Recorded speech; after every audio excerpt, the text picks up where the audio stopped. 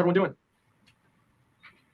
Welcome in, welcome in. All right, guys, we got two very special guests with us today. We got Omer. I didn't even ask the question. Is it Omar? Close. Or Omer.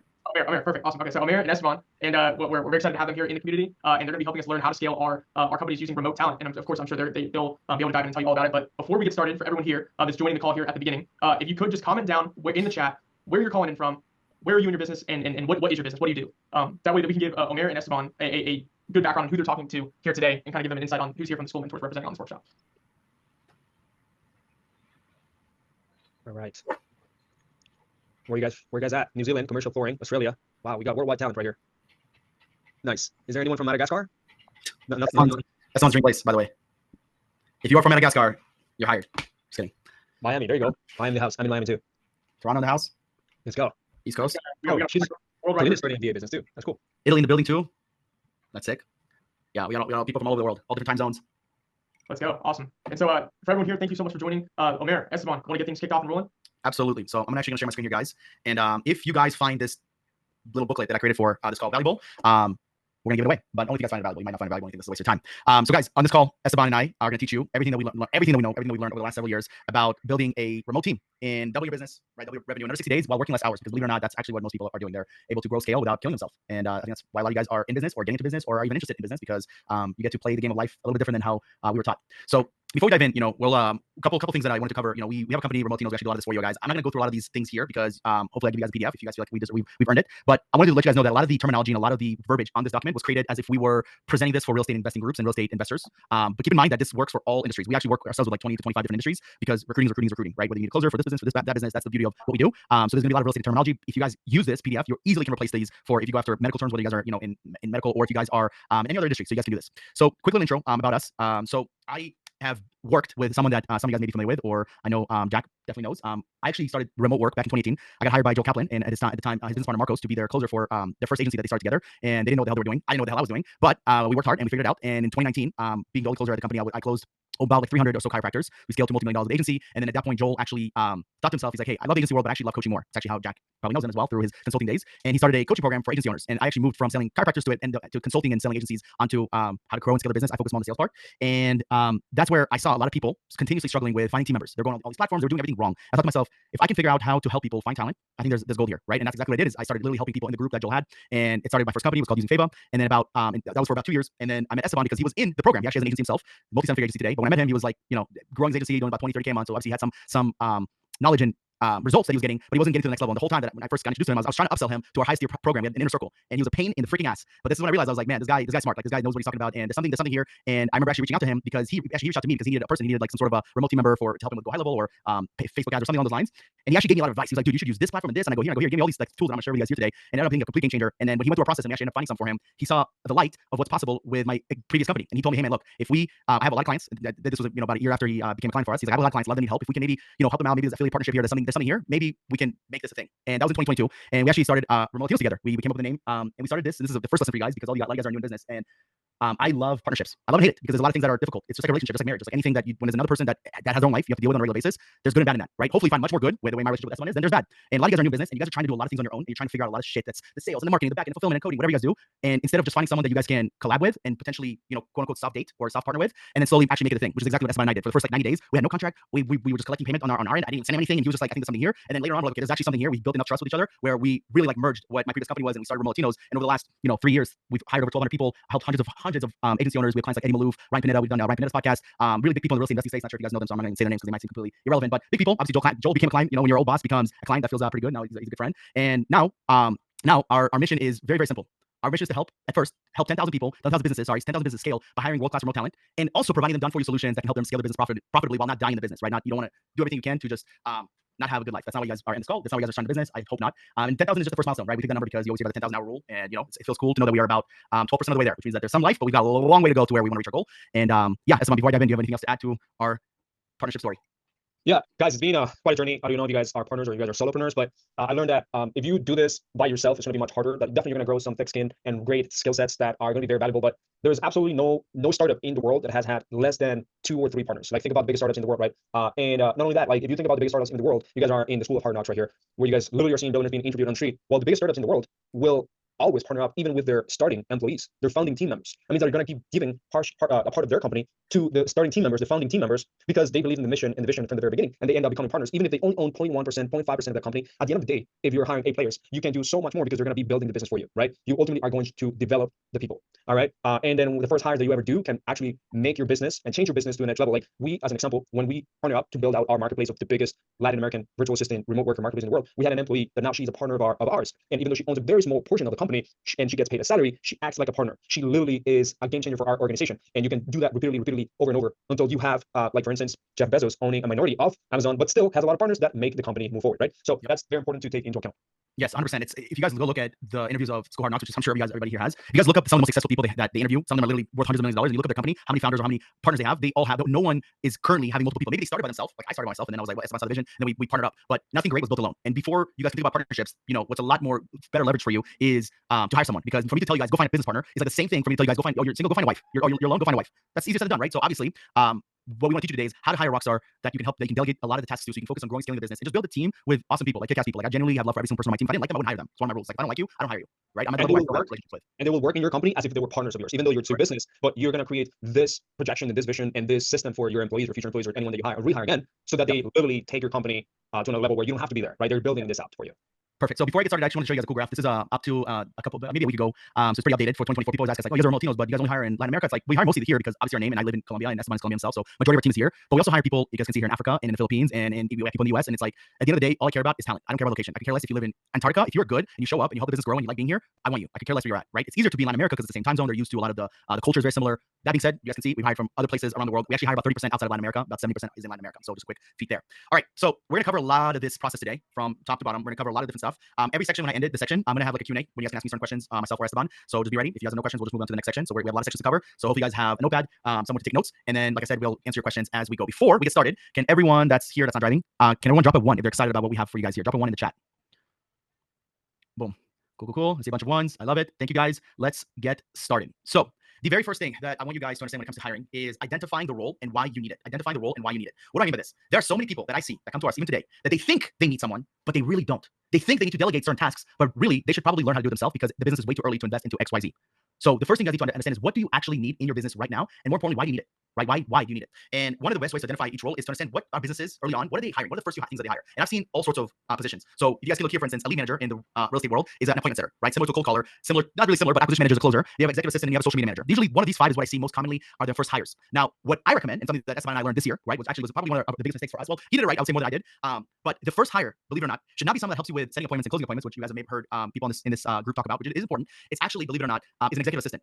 And this is something that I just recently hired for myself after having 30 plus internal hirings. And I was like, well, I'm not busy enough and I don't need to do this, I don't need to do that. And because my mindset was, I'll just do it rather than hire someone. And that is actually one of the worst mindsets to have because as a business owner, there's so many different things that you should not be doing. For instance, admin roles, for instance, cleaning out your emails. For instance, I mean, there will be a point where you guys are maybe traveling and helping with booking flights and hotels. And obviously a lot of other data and admin type of tasks that you guys should not be doing as a CEO. You guys should be aware of, right? But you guys should not be hiring, right? My first hire was an appointment setter and it worked out good. And I still think that it should be one of the first hires. But the very, very first hire is an executive assistant. We actually learned this from the book Buy Back Your Time, where Dan Martell, who's a multi-nine-figure entrepreneur, talks about how so many people make the mistake of not hiring this person. They hire them later in their life. And I became that person. Now that I have an assistant, I'm like, oh my gosh, she's literally helping me do all this other stuff. And I used to I was out for a couple days last week and I had to do all these stuff. And I was like, wait a second, I have an assistant. I can actually just send her to do this work. So that it's just a little things that you guys don't think about. And you don't need someone full time. You don't need someone that's like Alex Ramosey's executive assistant is literally a 6-figure person. She's paying her like $10,000 a month. You do not need that. You don't need anything like that. You need someone that is also wanting to learn and grow in a company. They're not quite there yet, but it's a learning experience. You guys get to grow together. That's one of the coolest parts about growing a business, in my opinion, is you get to see people grow together with you. As the company grows, you see people grow. And sometimes the company outgrows the person and they're no longer needed, or you can find someone better. Sometimes the person outgrows the company, right? They're like so much better and you can't afford them. And guess what? Either way, that's okay. That's just life. Now, this is important, obviously, because you want to be able to figure out, okay, what are the responsibilities? What's going to be the day-to-day of this person? What are they going to handle? What are they going to actually, how are they going to make the business and my life better,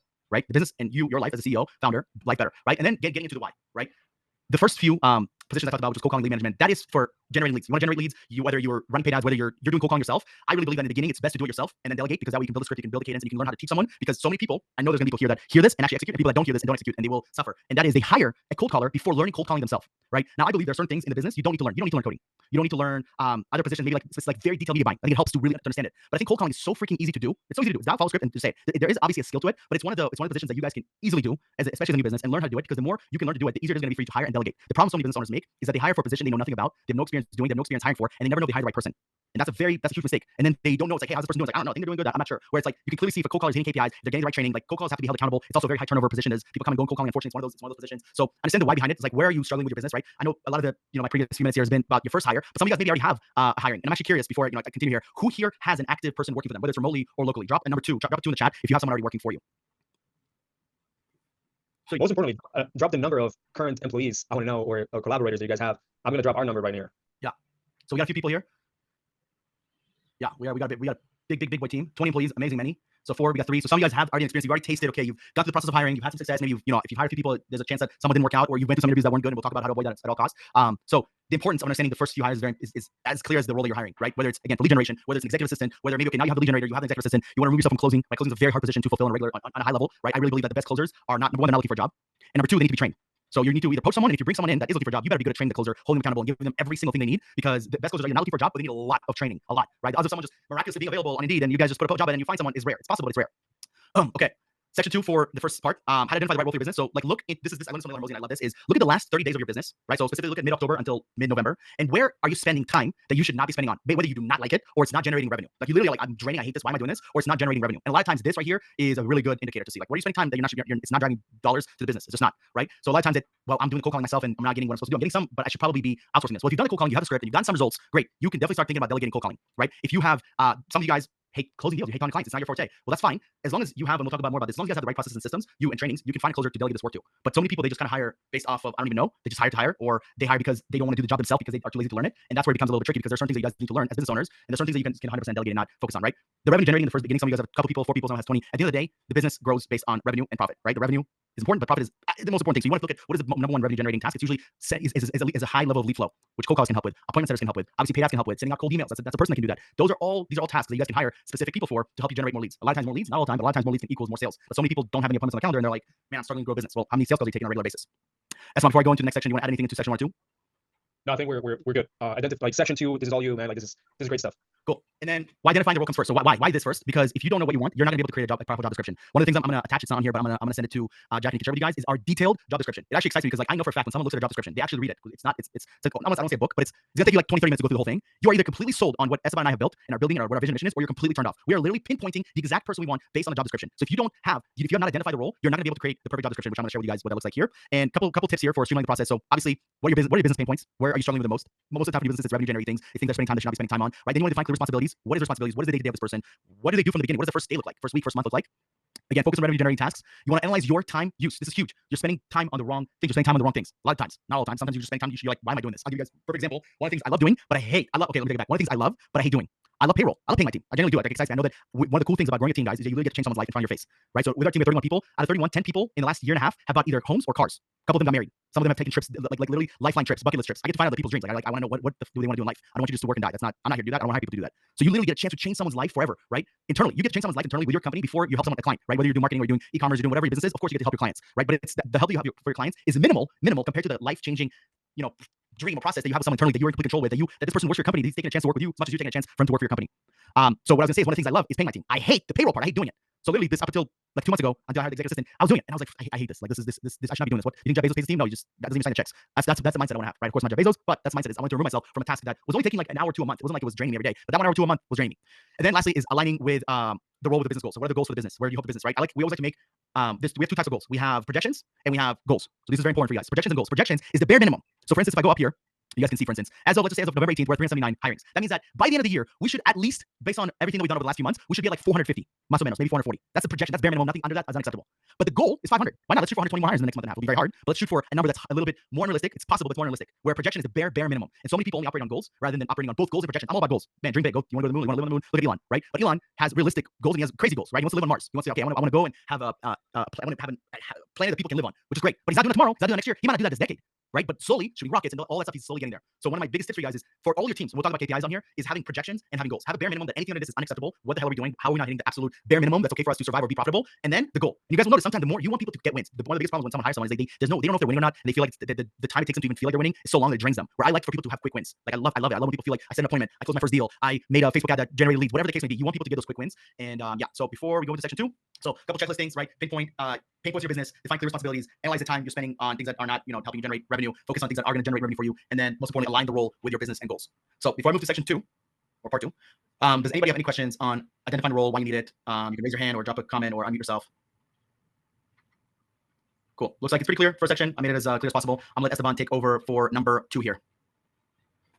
All right. So this is very important, guys, because at the end of the day, hiring is another funnel of marketing. All right.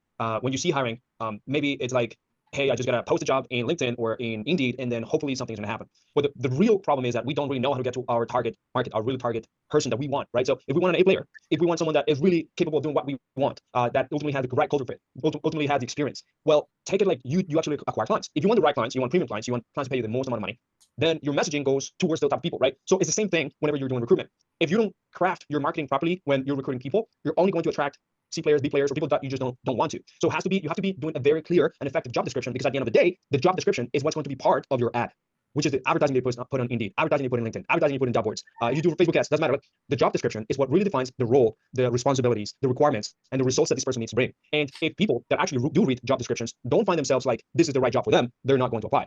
Right? So it's very important that from the very beginning, just like we put a lot of effort into finding our own clients that actually fit the criteria that we want for our clients, RPs, and the money that we want to make, the same thing has to be here. Because if we don't have a defined, clear criteria, we're always going to be chasing our tail. Like, just like if you guys don't have a clear, defined revenue goal, or you guys don't have a clear, defined just profit goal, or clear, defined goal for your business, we're not going to get anywhere. So the first thing about crafting your ad, crafting your marketing piece for your funnel on recruitment is you have to be able to have a great company overview, because even believe it or not, A players, they get attracted to what companies believe, what the vision is. When you create a company belief, a vision for the company, and you make it look like this A players can fit in here and they can build within here, then now A players will feel more attracted. Now, for example, as an example here, we're putting our company description very, very straightforward about what we want to accomplish in your company, right? And this has to be a combination of what your vision is, what your core values is as a company, and ultimately your mission as a company as well, right? Like, you have to be able to tell people what your culture and what your company wants to accomplish in the long term right away, very fast, and what they do for others. How do they change others' lives? How they're going to feel inside of that company, right? But let's say, for example, we want to craft it in an ad. Well, we need to do that very quickly, right? We need to do that. Ultimately, the best way to do that is by making sure that we grab attention first, and then they can read the entire thing after, right? So let's talk about how we're going to grab attention first. Whenever we actually are running advertising and want to get you want to be different than the rest of the other companies and just essentially penetrate the noise, we have to make sure that our offer for employees is the very best that it can be, right? It's as specific as possible. We need to have a job that a lot of people can actually understand. It's not as super niche, because then otherwise you're going to go out. You're not going to be able to go outside of your niche of people that understand your wording. And you also have to show them how much money, what's in it for them, that they can actually make, right? And at the end of the day, for example, here, if you're doing a job for a remote cold caller that is needed for real estate acquisitions, this is just one example. That is one way to attract people that ultimately only understand that language. If you want only people that really understand real estate acquisitions, you want to put that a specific thing. But if you find difficulty on finding talent outside of your niche words, you have to be saying, well, I need a remote cold caller needed for closing deals for a real estate company, or for example, for closing deals for a HVAC company, right? Or for closing deals in whatever it is that you have, a competitive pay and bonuses. And you can always add what the pay range could be, or like the actual pay that you're willing to give them. So remember that this is marketing 101. You can find out that headlines will attract people. We'll make sure that we open up whatever ad we have in LinkedIn, whatever ad we have in Indeed, and whatever ad we have in Facebook ads. So I would love to actually show you guys how we actually run the Facebook ads for acquiring talent right in here in Latin America. You guys can literally go ahead. One thing that's fun, it's also there's also a whole section about this. So you can show them now, but we also have a section about this where I took some examples. I just wanted to show you guys live examples, but we also have them on the PDF. Correct. So I'm going to be just showing you exactly how we actually run our ads, because it's very easy to get attention from people that live outside of the US, because people want just an opportunity to work in the United States, make money in American dollars. So just saying that you're going to pay them in American dollars, and you're saying that you're going to pay them 50% to 100% more than when any local company is going to pay them in their country, you're already winning. But people have to see it. People have to take a look at that. People have to notice that you are that company that's going to pay them more. That company is going to give them a better job, right? Can you continue sharing screen right here, Omer? Or let's go here. Let me see. We're going to show something? Yeah, while it's loading. All right. I want to show them. You want to go this really quick? Let's go over to job descriptions, that's for sure. So cool. We're gonna give you guys some what's it called, some sauce here. My thing's on dark screen. I don't know if I can share it. It doesn't look kind of creepy, but here you go. So you want to go this real quick? Yeah. So for example, guys, whenever we're crafting our job description and we're sending this job description or we're including it within our ad, it's very important that we are putting our mission, our vision, and ultimately what we stand for. It's very important to do that. And a quick link to where we actually have even more information about that in the website or even in YouTube, because people want to relate more to the type of businesses or type of business owners that they want to really work for, or the type of organization that they really want to work for, right? If they see that it doesn't fit what they want to do, then they're not going to apply. But if they do they do fit on how you run your company, then they're going to feel like they should apply to this, and there's no way that they don't get attracted, right? That's the first thing. People need to be attracted to something that they actually feel is a good fit for each other. It's not just about money, because you don't want to hire mercenaries, right? Scroll down. One thing that we do in our job description is that we actually give a message or a premise of who we are, evidence, right? Social proof. One way to influence A players to actually work with you is to show that you're going to take them to another level, that you're going to make them make money, and that the company is going to places, right? This is the ultimate proof that this is the right company for A players. And people want to feel that they can actually grow and expand and build something inside of your organization. Keep going down. So there's no difference in whenever you're doing like a video sales letter for a client. Core values is important, because when people go ahead and start looking at other companies and they see that culturally there's not going to be a fit, and trust me, when I say that candidates or employees are looking for a good culture fit, it is important for them. And if it's not important for them, then that is a problem. In a way, maybe they're not going to say like, oh, I'm looking for a good culture fit, but they want to feel good about working in a company because that's what's going to keep them forever. It's not going to, because if they don't feel like they fit in a company, they're only going to stay there for 3 months, maximum 5 months, and they're just going to stay in your company just for a short period of time until they find something that actually aligns to what they're looking for, right? The other part of this is once we start talking about the role, we need to know what Alex calls it the 4 R's. We need to know the role, what really the role stands for, right? So that's the first R, the role. So what this job entail? What does that mean? What does the ultimate role means? We need to know the requirements and responsibilities of that role, and we need to know the results of what that role is going to do. If you guys are not putting the compensation within the job description, people are not going to know where they're actually going to go, like how this is going to go for them, what's in it for them. So sometimes it is important that we just are as honest and transparent as possible on how the compensation is going to go, because that's what's going to attract people that want to get paid really well. Sometimes people don't put the compensation in there or their salary just because they want to say, oh, well, you can make 6 figures. Well, you can make a lot of money. Well, but you're not being as specific. You're not being as focused. So people are not going to guess that it's going to be a good amount of money. You want to definitely put a number, or what I like doing is putting a range in order to actually attract people that are top level. If you put a number that is high enough, then you're going to make sure that people that are high level can apply, because they all not only going to match the culture, but also going to match the compensation, right? And then make sure that you put in as much information that is quickly, people can quickly digest about the role. Keep going. So the requirements, all right? So that's another R. And one thing that we like doing is because we're very, very assertive on how we actually find talent culturally, we want to make sure that people know what we don't like in a person, right? And that's basically opposite of what our cultural core values represent. So sometimes people are coming in here and they just apply because they have high expectations on salary, but then if they don't read this, right, or if they read this, then they're gonna see like, well, these people are just not gonna be just another job that I can quickly apply on LinkedIn. These people are actually going to take my interview more seriously, or not even going to take a look at my interview at all. All right, let's keep going in the PDF. All right.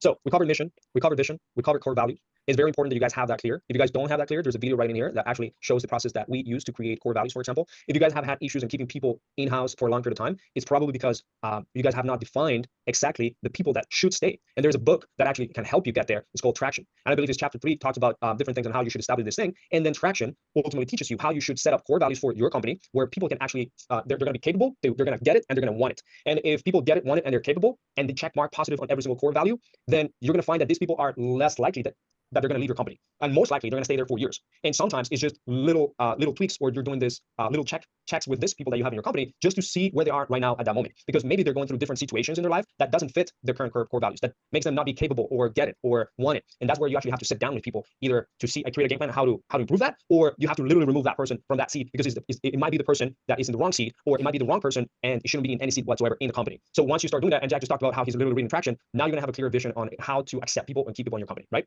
So that's a huge thing. The EOS program is one of the best programs that I've actually applied in my organization. And we do level 10 meetings every single week, for example, where we are very clear on our goal and what we need to achieve in a quarter-to-quarter basis, and who should remain in the company. And whenever we onboard people, they should match these expectations that we have in the company, the core values that we have created, and the expectations for each role. And if they are in the wrong seat, then ultimately that's your fault. You put them in the wrong seat. You didn't really evaluate them correctly from the very beginning, or attracted the wrong person. Okay. All right. Let's keep going. Section 4. All right. So what's section 4 again? Sorry, I think you're going to do fast. Yep. Necessary skills and experience. We talked about this a little bit already. We talked about that. Preferred qualities. Guys, we're going to give you guys this PDF, obviously, so you guys can follow it. And literally, with this PDF, you guys can feed it back in ChatGPT, and literally, you guys are going to be able to create your job descriptions properly and so on, right? Or just use our templates. KPIs and expectations. This is results. Some people will find themselves lost as you onboard them, because you literally don't know where they should be aiming for. So you don't know the results that they should be actually aiming for.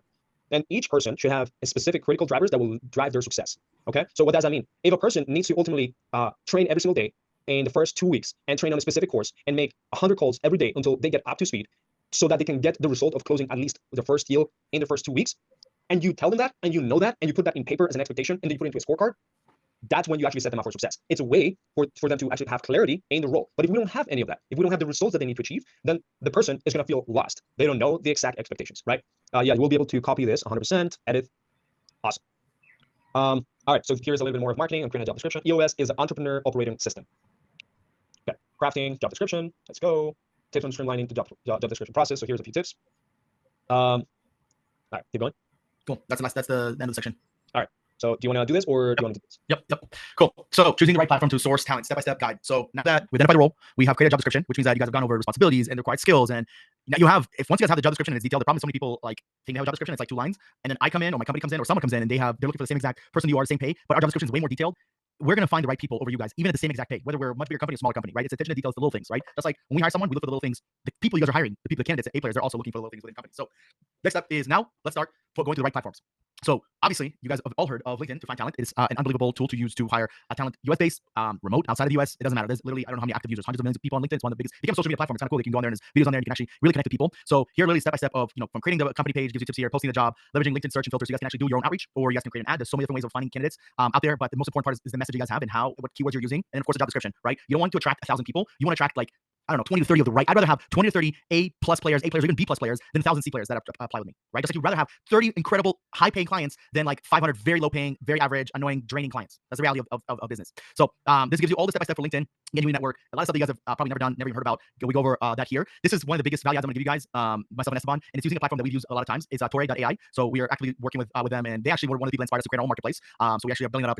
We're in pre-launch phase right now. We're in the last couple steps here before we launch it. But Torre.ai is incredible. Is a lot of LATAM talent here. So if you guys want to find LATAM talent, sometimes it's LinkedIn gives you talent from all over the world, where Torre really focuses on LATAM. So we give you guys obviously this platform, how to post a job, all the ways to use it here. And then another golden tool is Facebook groups. So in this PDF, you guys will have 3 groups that we actively recruit from on a regular basis. Facebook's probably one of the best ones because there's literally a billion, I don't know, 2+ billion active users on there. A lot of them are looking for a job. There's a lot. I mean, these are just 3 groups. There's probably like thousands of Facebook groups that have all sorts of remote workers, virtual assistants, cold callers. I mean, you guys name it. I mean, we've hired probably most people from Facebook groups because it's free and people are using Facebook. The only problem with Facebook is there's a cap of how many people you guys can message. If you make a really crazy and great job offer and the description is really detailed and you're attracting a lot of talent, which is amazing, you're going to be capped with how many people you guys are going to be able to message on a regular basis. It's the same with LinkedIn actually. So you can only message, I believe on Facebook it's like 40 or 50 a day, could be even less than that. So that's only red flag. Same thing with LinkedIn, but the quality's pretty freaking high. So same, very, very similar thing. Posting the job description. You want to engage with the comments. You'll see people commenting. They might be messaging you. So look out for not just your direct messages, but also your Facebook requests, messages as well. So Facebook is great. Another one is Indeed. So a lot of people, I'm sure all you guys have heard of Indeed, but you guys probably haven't heard about is people using Indeed to hire remote talent outside of the US. I didn't know about this till I started this business a few years ago. I was like, holy crap, you can hire. I thought Indeed was only US based. Absolutely not. You can actually use Indeed to hire people in LATAM, in South Africa. You guys can name it. This is more of like an advertising tool, so you do have to pay for it. Whereas Facebook group is free. LinkedIn could be free. There's also a paid option, and Torre is a paid option. So I want to give you guys a couple free options, a couple paid options, and then of course you want to invite them. Once you put the ad out, and you'll attract people, and then you can get them into interviews. So Esteban talked a little bit about this. So I'm gonna have him take over here before I dive into Facebook ads because this has been a really, really amazing game changer for us. Does anybody have any questions about anything that we talked about so far before we dive into Facebook ads? You can put it into the chat if you have a question. We'll answer it. Otherwise, we're gonna dive into Facebook ads right this moment. Cool. Doesn't look like anybody have questions. Awesome. Esteban, let's take it away with Facebook ads to acquire talent. All right, sounds good. So let's make this happen. With Facebook ads, we can get people at literally under $1, right? Applicants that are literally answering about 20 to 25 questions, all right? And these people are being interrupted based on their search terms, based on their behaviors, based on their interest, and you can just get in front of them when they're using their social media, or when they're using Facebook and Instagram, right? So if you create a profile in the business manager on Facebook and you run ads to get candidates, it doesn't matter where, whether that's candidates in Australia, Latin America, Europe, or whatever, and you just follow the same concept that we have in terms of like creating an ad on LinkedIn, Indeed, but just you're going to shape it for Facebook, and I'm going to show you here an example. You're going to be able to drive talent towards that. I'm going to show you exactly how an ad usually looks like, just to drive talent. Come here, Omer, can you help me by sharing my screen? Yeah, sharing your screen. I'm gonna stop sharing mine, and then you can share your screen. Yeah. All right. So in here, for example, we have been getting $1.55 per lead. We have a few campaigns running. Some of them are videos, some of them are just pictures that we run. But these are the type of ads that we currently have been running. Well, in the past, we've been running different type of ads as well. So for example, I'll show you guys a few ones that we have done to hire people in LATAM. This is one that we currently are running right here. All right. So this one right here that it's $1.48 per submit. It's very, very simple. Literally, we're telling them that we're looking for an opportunity of a virtual assistant or a sales representative in the US, all right, and that there is an USD opportunity. So USD pay opportunity right in here. We are telling them a very direct copy. You guys can literally copy paste this, how they can earn USD pay, boost their career. And we're being very specific in what we need. For example, 90% English proficiency, remote work setup, and so on. And then once they click on the ad, then ultimately we'll be able to show them a little bit of a job description and make them go through a funnel. So right here, for instance, when we click on this, people will be able to see a form or survey that gives them more of an understanding of what we're looking for. It's just a survey. You can do this with Jotform, or you can do this with Go Level, with Typeform. We tell them that the pay is up to $2,500 a month, for instance. We can easily pay people up to $2,500 a month whenever there's base commissions, bonuses included. And we tell them that we need fluent English in order for this to happen, that there's benefits to working from home, like for example, like working from home, and other things that we actually want from that specific role. Some expectations so that, before they continuously just clicking next, they're ultimately answering the questions correctly. English level, we're asking for it. And then in the backend, we qualify whether they're 80%, 90%, how they identify themselves as, and then ultimately whether they have a native level or excellent level of English. If they choose that, then obviously they're going to be able to move forward. Let's just say I'm putting this in here. We're asking for their email. Let me just here have an example of an email and so on. And we're asking all these questions so that they can actually put one, we sift through the noise. There is enough friction so that they take the time. Because remember, like we're literally running ads on people that can be very distracted. You're in social media, people are distracted, they have very low attention span. So we want people that ultimately have an intention. Then we make them here tell us a few information about them. Let's just say I'm in Toronto, Canada, because I used to live there. Do I have work from home experience? Let's just say yes. What other positions do I do well? Let's say they can choose to do other positions as well. They're currently employed, unemployed, home base, on-site, home base. Let's just say they want a full-time. What are you looking for? This is something that we want them to ultimately answer. And there's about 23 questions that we actually ask them to do. And there's one question that I want to show you guys that is very important to have, because this is what changed the game for us. Okay. In order to get the best people, you need to make them go through challenges. If they're not willing to go through challenges and like hard enough way to actually make something happen and like apply for the job, then they're probably not as serious, right? So based on what we believe the best way to qualify people as fast as possible, but also see what's their level of English, their tone, and everything for this specific role, we make them ultimately create a video of themselves and just talk about why they should be hired. We obviously have a way to qualify them right here. They start talking and then they give us a short video, right? They're able to submit it. We get that video right there. So we tell them the instructions on how to do it. And usually these videos are about a minute to 3 minutes, or sometimes less than that. We tell them to take about 2 to 3 minutes and so on. And then this is going to go in our library. And this is what has changed the game. And that's why whenever we're building our own marketplace, you guys should be able to see videos, because in the remote world, it's very easy to receive tons of applicants, tons of resumes. But if we are we aiming for great communication skills and great accent, or ultimately great ability to sell or like talk to other people, then having a video and having them talk and express themselves in this world of content is one of the best ways to actually do that, right? So that's why we actually make them do that. And it's the same thing whenever you go to our marketplace, you're going to be seeing videos from people that are submitting the thing. So basically, they enter a competition like, I want to sell myself, right? I want to show you that I am the best type of option. So once you set up your ad, you just need to follow exactly what we actually are putting in here. And we're going to be creating a mini training on this, where you have several steps to create your campaign. And that training that we have will allow you to have ads that are like this. There's another one that I wanted to show you guys that we were running for a long time, but then it was shut down because I was telling them right off the bat that they can make X amount of money, and then Facebook just didn't like it at some point, and then ultimately shut down that campaign. But it was very similar to ads like this one. So I had let's say right here a picture of our team telling them that we need business sales appointment setters, people that ultimately can make over $2,000 a month plus commissions, and they need to be fluent in English. And this worked for a long period of time, and this is how we've been establishing ourselves. One of the ways that we've been establishing ourselves in Latin America. All right. You guys can always copy paste this. We literally told everyone that salary could be up to $2,000, but then Facebook didn't like it at some point because we were like over promising things. So we needed to remove just the amount of money, and then we needed to tell the amount of money that they would make inside of the funnel, which is inside of that job description that I was telling you right here.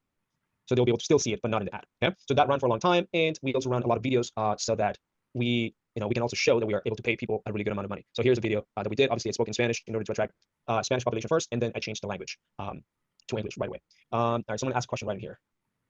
All right, boom, boom. All right, many you gotta live. All right, no problem. Yep. All right, let's keep going. Let me go back. Let me share my screen, Esteban. Yes, sir. All right. Are you guys finding this valuable? There's a lot, and we're not even halfway. Jack told me this is not 4 hours. I don't want you here. And I was like, all right, dude, chill. So we're not even halfway, but we're gonna give you guys literally everything. A lot of this is steps, so you guys have to actually review this on your own and learn how to do this. There's a ton of YouTube videos. I listed out all the steps here, and so on and so forth. I'm just showing you guys some of these, and we also have examples on this PDF as well, right here. So this is some of the stuff that Esteban actually just showed you. Some of our workers is here in Medellin, Colombia. Ads. One thing about ads, it's split testing, just like anything. It's some things that work better than others. Sometimes you can be aggressive. We literally had ads shut off because we got too aggressive. We've had people report us because they didn't get hired. We've had crazy experiences because when you're posting ads, you're always in a sense you're putting yourself out there, you're putting your company out there, and there's always gonna be someone that's not happy because they didn't get hired for whatever reason. So, but imagine you guys are directly hiring people. We're hiring for our clients, and there's a lot of going through our process, and they have to go through another process, and it's we don't just hire everybody and anybody. We want very very specific people, which is why we do what we do. That being said, ads is about split testing. So you guys are gonna find out really quick. Okay, videos for me work really good. A picture works really good. A short paragraph, something that's directly what I'm looking for. It's about split testing, and then also what is your budget? What are you guys willing to spend? The cool thing about this is you really don't need to spend a lot of money. I mean, we literally will get leads for pennies on the dollar. So you don't need to spend a lot of money. You can spend even $50. You should get pretty damn good results with $50. But remember, it's not about just results. It's targeted results, and more importantly, high level, qualified, quality people. I don't want 1,000 people to just apply. That means that we're doing something too easy. I want 100 people that are. I want to give people like our bonus, and this is something that maybe a lot of people don't talk about, but there's a huge bonus on everything that we're saying, right? Omer showed you guys a few platforms. I showed Facebook ads. But did you guys know that the best employees are the ones that are already working? And how do we get to those people? How do we take them in from other companies and put them inside of our business? There's a system where you have to do an outreach as well, just like how you cold call or just how you do SMS blast or how cold email or whatever. And you get to those people based on lists of other, of contacts that you really want to specifically target. Well, if we know that the best employees already working in other top companies, then we got to create a system to get to those top companies and just get to those specific people. This is what we do. And can you stop sharing real quick? Yes. So if we want to really hire the best people right now, they're always going to be working. So that's why, for instance, we have this software that we use called Dripify, right? And Dripify, for example, you can set up a campaign where you can ultimately, let's say, go to LinkedIn Navigator or a LinkedIn search. For instance, you're looking for LinkedIn people on LinkedIn. And let's say you want to find in a strong country that has strong work ethic and people ultimately, like, let's say, for example, Mexico, let's just say, and then you want to find sales representative, right? Sales representatives. Let's just say that. Or it could be just like an executive assistant, whatever, doesn't matter. When we take a look at these filters right here in LinkedIn and we start filtering by now locations, let's just go to Mexico, right? And we show all the results of sales representative. And now we can actually filter down on more, let's just say a specific company. Let's say I want to go to Mexico and only want to be able to talk with those people that work at big corporations. Let's just say a big corporation that trains a lot of salespeople would be Teleperformance. Teleperformance right here. Let's just say that they're working in Teleperformance Mexico, and that's a big corporation. Well, now we have people in Mexico that are already trained, they're working for this company, and then we can add even more companies that we know that are going to be great. You will have to do research. This is just one of many. We can literally just choose other companies, and then we can choose this search term right in here that we have already created, and all these people that are in here, there's 43 pages of them, 430 results, and with this software, we can ultimately just create a campaign where we're actually reaching out to them. And when we reach out to them, it's kind of like this is kind of like let's say a cheat code. When we reach out to them, we're gonna add them up on LinkedIn, and we're gonna send them an email based on the LinkedIn email, and then we're gonna tell them, hey, we have a good opportunity for you guys to come in here. So, for example, right in here, let's say we have a sequence. If someone comes in and we invite these people right in here and we say, hey, I help but notice your impressive experience in whatever. Your profile truly stands out. I own this company. Are you looking for an opportunity? Or do you know anyone interested in a specific opportunity? We're also paying this X amount of money, or like we're looking for someone that is already experienced in X amount. And then this sequence will start another series of sequences, such as like endorsing skills, or sending a second message, or like checking their profile, or like ultimately sending an email. And then all of that, what it does is that it creates an outbound campaign. Then now you're reaching out to that specific search that I just did. And you guys can literally just add on more companies from other top companies in other countries, and just reach out to them, and hopefully you're gonna get a really small percentage of responses. But the ones that you do get responses on, you're gonna be able to potentially grab them in, right? This is a way to start negotiating from people that are already working in other companies that you know are high performing companies, right? So this way is one of the best ways that you can do an outreach. You can headhunt. Ultimately, it's called headhunting, and it's a game changer because now we're talking with people that are already working, already trained, already experienced, as opposed to people that are only looking for a job, right? These people are not looking for a job. Maybe they do get interested in your opportunity. Yeah, that's everything I wanted to say about that. Sweet. Alrighty, let's keep going. Let's keep going. So something to avoid, you don't want to be too broad. We talked about this a little bit earlier. This is really with all types of ads, wherever you guys are going, whether you're going on Facebook groups or LinkedIn or Facebook ads. If you're trying to target everyone, you're targeting no one, right? It's almost like, I'm actually curious. One thing that I want to know, what industries are some of you guys in? Are you guys in marketing agency? Are you guys e-com? Drop your industry you guys are in, because I'm talking a lot of times in marketing agency language. So I'm curious to see what some people are. I saw commercial flooring. I saw custom home building companies. I saw marketing agency, Chef Marcel Bakery and Kitchen. That's great. That's pretty cool. Like legal services, camera rental business, very cool, nice media. So all sorts of different businesses, right? The cool thing is, even though literally we just had 5 different industries, completely 5 different ways of you making money. By the end of the day, every single person here wants clients and wants to fulfill those clients and wants to get more clients. That's how we're all gonna win, right? So when you guys, let me share my screen again. When you guys are targeting everyone, you're targeting no one. So don't try to be too broad. Don't skip A/B testing. I was just talking about this, right? And that's why I mentioned this. You need to make sure you guys have tested A/B, video ad, just a picture ad, something super duper long, something a little bit shorter and more concise. Whatever works. Avoid low quality images and videos. You want to look professional, so please don't upload a picture of yourself. And don't overcomplicate the ad copy, right? Use ChatGPT to help you out. That is one of our favorite tools. And avoid unrealistic promises, please. As I talked about this earlier, if this person cannot make 6 figures, and it's okay, please make sure of that, right? If they can make 6 figures, awesome. Make sure that they don't think they can make $75 million, right? Make it something that is attainable, but also excites them. And also, sometimes people are overqualified for the job, and that's okay. Sometimes people are underqualified, and that's also okay. You gotta ask yourself, what are you genuinely okay with? Don't forget about mobile optimization. That's very important, especially when running ads. Avoid letting your ad run without monitoring. So don't just let it run. Like check it every day, multiple times a day. And don't ignore negative feedback and comments on this people. Like this is something that we. This is something. One reason some of our ads got shut down because we were ignoring them instead of responding and giving people faith that we are a real company, because there are a lot of scammers out there, believe it or not. And usually scammers just put something on and ignore everything. Where if you're a real company, you're not gonna ignore certain feedback, so on and so forth. So in summary, some things here again to avoid. Choosing the right platform comes third, is because at this point you have identified what you want. You have created a job description, and now you're ready to put yourself out there and put the job out there, and to really create the step-by-step guide for in order to really find the right person. And that's by going out there and using these platforms, running ads, and doing whatever you can to find the person. And then choosing the right platform, like we talked about, like you guys need to use all these. Like I would literally, if you're recruiting your own, do not go for all these. Choose like 2 or 3 options, because these options have so many people. If you do too much, you're gonna do nothing. So choose 2 or 3 platforms, go on those platforms, test it out, spend some money, spend time and energy. This is not an easy thing. If you want to hire elite talent, you're not just gonna find them magically, hanging out on Facebook, but you're gonna be able to find them on. You're gonna be able to either target them. Maybe they are hanging out on Facebook. Maybe they are on LinkedIn, and so on and so forth. So use 2 or 3. We want to give you guys more than just a few options. So that way, if you somehow run out of a billion person platform, you can go into another platform that you can potentially find them on. All right, that's it. That's for number 3. We are now going to number 4. Pre-vetting candidates. This is one of Esteban's favorite topics, so I'll let him take it away for pre-vetting candidates part 1. All right, guys. So obviously, we need to make sure that whenever people apply, that we identify the people that are really going to actually change the game for your business, right? But not only that, going to be a fit for your actual job, fit for your company, and so on. So what do we include in an application form? Let's talk about this. Keep going. So whenever we're talking about application form, we're most likely talking like what we're gonna put in our ad to pre-qualify, right? This needs to be not as simple. This needs to be hard enough with good friction enough for people to actually have to put an effort. But for example, we can ask things like how many cold calls you take per day in your previous role, if it's a cold caller type of role. We can ask questions like what tools or CRMs have you used for cold calling, and this gives us an understanding of what they actually have done for that specific role. We can tell them to describe your previous cold calling job, what were your targets, and how did you achieve them. This is an open-ended question that helps us identify more about this specific person and how they answer these questions. And all these questions can actually be asked in a format that is written format, and also in a video format. All right, in both formats, you guys can ask them to answer those in a video format. Go up a little bit. No, go up a little bit. There you go. There's other questions that you can ultimately make them put a little bit more effort. Right now, the way that we do things is when we do video format, we ask them to actually tell us more scenario-based questions, behavioral-based questions. Now we use a software called myinterview.com, and that software literally just tells us exactly how the person looks, how the person responds, especially if it is for a communication high touch-based type of role, right? Like a cold caller or an appointment center or a closer. So we're asking these questions now so that they can answer in the video. Keep going. What would you do? What do you feel about this? How do you handle this situation? Like, you want people to ultimately answer these questions in the application, and you can actually do that through a myinterview.com type of questionnaire, which is video only. Keep going. So these are a lot of like specific questions, required questions. They can answer this on video, or they can do it on written. Then the availability questions. All right. So we also want to be able to know their availability, know how much they're actually wanting to earn. There's a lot of these questions they can, if you just follow this PDF, it's just easy to put it together. I'm going to send you guys a link to how a farm looks like. So if you just follow this PDF, it's going to be better. Keep going. Weekend availability as well. That's something important. Yep. We prefer people to work that are available on weekends. I don't need to work every weekend, right? Go take time, enjoy time with your family. But if that sometimes that we need you on the weekend, you should be able to work for some roles, specifically some positions for sure. Not every role is like this. All right, keep going. You have the home office here. This is a good question. How do they stay motivated? This is a question I also love asking on the interview. Some of these questions, by the way, you can also ask on the interview, on the interview process, which we'll give you guys some of the interview questions we have. Managing your time is a really good question to ask on an interview. And then here's a cultural fit. These are good questions here. So enjoying most about cold calling, interest in like why they're interested in real estate. Like I mentioned, a lot of this is on real estate. Some of you guys are in trading and legal and other places. Like why is this something that interests them, right? Maybe some of them are in the learning part of their career, or some of them have already been doing it for the last several years, and they want to continuously grow and they feel like this is something better for them. Additional tips here for smooth. It's prioritize relevance. So we don't ask every single question on here, guys. And there's certain things that we do ask for specific roles that we don't ask for other roles. There's specific things that we ask for them to make a video about. Sometimes we create skill tests about this, which we'll talk about. Sometimes we ask this on the interview, right? But I need to know when I hire this person, I need to know that every single question that I had was answered, whether it was done on the pre-vetting part, whether it was done on the skill test part, whether it was done on the interview part, the second interview, so on and so forth. So these are just ideas of what type of questions you guys should ask, what type of requirements you guys are looking for. And again, don't be afraid to ask. Don't try to make this too easy. Sometimes what I notice a lot of people before they work with us is a lot of times they interview just to interview.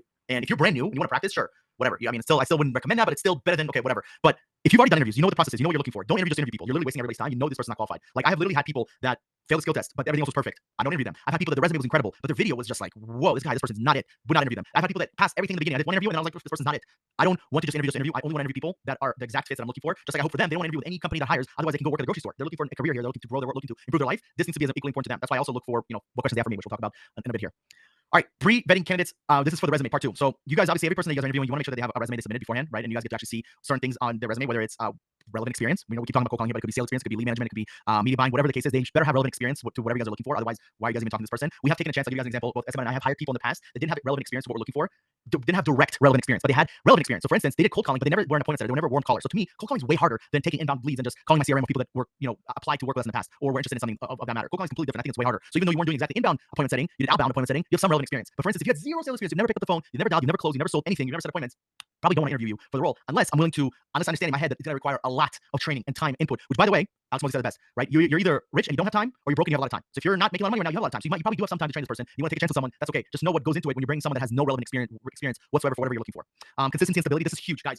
I absolutely can't stand when I look at someone's resume and it literally, I can tell they are bouncing around like they're a hot girl going from bar to bar to bar trying to find a guy to pay for their drinks. I can't stand that, right? I want to see consistency. I really for me, like less than 6 months is like the absolute bare minimum. I love seeing people that have like 3 years experience, 2 years experience, 5 years experience, right? Especially if they're under the age of like 35, 40. I'm not ages, so we hire all ages, but if they're a little bit younger, I don't want to see them bouncing around. It gives me like faith in them when I see, wow, this person's there for 2 years and they're there for 1 year and they're there for 4 years. It's hard. Remote work, there's so many opportunities, there's so many things you can do. So the tenure here is a little bit different than it was old school, right? A lot of our parents, grandparents, they worked at one job for like 40 years. That is not the case in today's age, right? There's much more opportunity today. The world is set up differently. There's remote work. So if someone to have 20, 30, 40 years experience is not as, likely, especially in the remote work, the remote world work, high ticket space, whatever, say real estate investing. So I'm looking for a few years in one company. I want to see stability. It's so important. Do not overlook how long they were looking. Sometimes what people do, I noticed this, they'll have a resume and they'll list out jobs, but they don't give me timeline. So then I tell them to go back and then give me timeline, right? And then obviously we can, investigate if they were doing this. And I do recommend for you guys to verify what's being said, right? Like they should give you a reference. If you've worked multiple jobs, you should have a reference. If you have 0 reference, that means something's not right, right? Something is like a little bit off. Like if I look at my job history, there's maybe one place I've ever worked in my life that would not recommend me, right? I didn't do a good job there. The other 7 places, they love me. That's an example, right? So verify what people are saying, so they're not just telling you, because otherwise it's probably pretty easy to BS. The next thing is attention to detail. This is so important, guys. On the resume, I want you to give me details. I don't want to type I don't want you to just give me a closer for Microsoft. Next thing, but I want give me what did you do? What was your day to day? I don't need you to give me an entire writing. I don't want you to give me a PDF like this, but I want you to give me attention to detail. I want it to look clean, organized, and structured correctly, right? Chronological order. I want it to look like a professional resume. You can easily see when someone spends some time on a resume versus they just put something together. And those are little things that you guys have to take into consideration, because no matter what role you're hiring them for, attention to detail is very important. Now, there's certain roles that attention to detail is much more important. But to give you an example with cold caller, I want my media buyer, I want my graphic designer, I want my video editor to have more attention to detail than a cold caller. Yes, but I also want my cold caller to have attention to detail, because when they submit notes, I want to make sure there's proper grammar. I want to make sure they're calling people, everything stays organized. Otherwise, it's a mess. And when you hire messy people, you build a messy business. And guess what? None of us are Lionel Messi. So there's only one Messi in the world, and he's the only one that can be messy. Everything else needs to be clean, organized, and detailed. Okay? Silly, stupid joke. Sorry, that was a very stupid dad joke. All right, tailored resume, grammar perfection, right? So make sure that it's fully updated. And then red flags, right? So we talked about employment gaps, so they're not bouncing to job. Frequent job changes, again, reiterating this hardcore, and lack of metrics and specifics. So that's very, very prevalent there. So that's why you want to talk a little bit about skill tests and personality tests. Yeah, guys. So I don't know if you guys have ever done this, but we started doing this year, even deeper, and it's very important to do it, because you guys need to understand that these people may appear like they're the right individual in an interview or in the resume, right? And you can't really read minds. You can't really read energy from like just one conversation or 2 conversations. You may do read some certain things. You're good at reading specific people, but the reality is that we don't know how they learn. We don't know how they think. We don't know how they process information. We don't know if they're acting. So doing tests that actually understands their personality, that understands their cognitive processing, right? Like how intelligent they are, or how they react and operate in a specific role is very important. So we currently do different tests. We do DISC test, all right? We got to make sure that we are understanding whether they are DISC or like what's the combination, like what's the results that that we have in that specific individual. If there's a manager type of position, then we would do other type of tasks. Like it's not mentioned here, but there's different tasks that we like doing for our management type of roles. We have the predictable success quiz or test that we actually have. I can send you guys a link in here. We also have the Hexaco test that actually is very popular in the corporate world as well. And there is even the predictive index test that helps you identify how this person ultimately operates for specific roles. And there's also the 16 personality test that really helps us identify what type of individual this is, because they may be just putting it on act to say it that way, or just really pretending to be one person. But once you put them into the driver's seat, and if they don't know how to handle that buzz, then they're gonna just crash, right? Like there's many times where we've had people literally do really good during the interview, and they prepare really well during the interview, but at the moment of actually putting them inside of the field and actually having to go to war, they absolutely crashed and they couldn't handle it. It was a big mess during the first week, and they quit, or we had to let them go. And it just happens that way. So if you're not able to understand fully whether this person is going to be a specific role fit and personality fit, you guys are going to go through a lot of different people, hire different people, spend a lot of time, spend a lot of energy, resources from your team members, onboarding, giving access, training, meetings, and then that person didn't fit that role. So once you know that, and we make them go through challenges, now we're going to find a specific person. Now, there's other roles, like more technical roles or like higher level roles, where you definitely want to have tests. You don't want to hire a developer without actually giving them a test on a specific language or programming language. If a developer cannot pass the JavaScript test and the challenges that makes them think and go through, let's say, a 1 hour, 2 hour test, then probably, even though it's a really great person and it seems to know what they're doing, they may not be able to actually fully grasp the speed, the pace, and the prerequisites or the requirements about that role, and will not give you the result that you want. So doing tests that evaluate based on the role is very important. Okay. Another thing that we like doing in sales, like we can talk about that skill test in sales, for example, Omer. So the sales, one of the things that we do with sales skill tests, there's two. One, we do a personality test. I think it's important. That's really important for any role. But with sales skill tests, the best thing that we found, because I've tested a lot of different things, is doing a role play and giving them a little bit of preparation. But I like to do a 2-part role play. One part where they're not prepared, another part where they're prepared. Let me explain, and we'll dive into the interview part here in a minute. But on the first part, when I interview a salesperson, I want them to pitch me on their previous product. So hey, you're a salesperson or even an appointment setter, pitch me or send an appointment with me as if I was a dentist, if I need legal advice, whatever the case may be. And then when I do a part 2 interview, I do a role play with them, learning about our company, our product, our service, whatever the case is, and I want to see how they would pitch based on what they learn about us, which requires them to do research and then actually being good at sales. If you're good at sales, you're gonna be able to sell freaking recruiting services, legal services, marketing services. It doesn't matter. Sales is sales. Okay. So those are things that I've tested, and that's worked really well when it comes to sales or appointment setting. All right.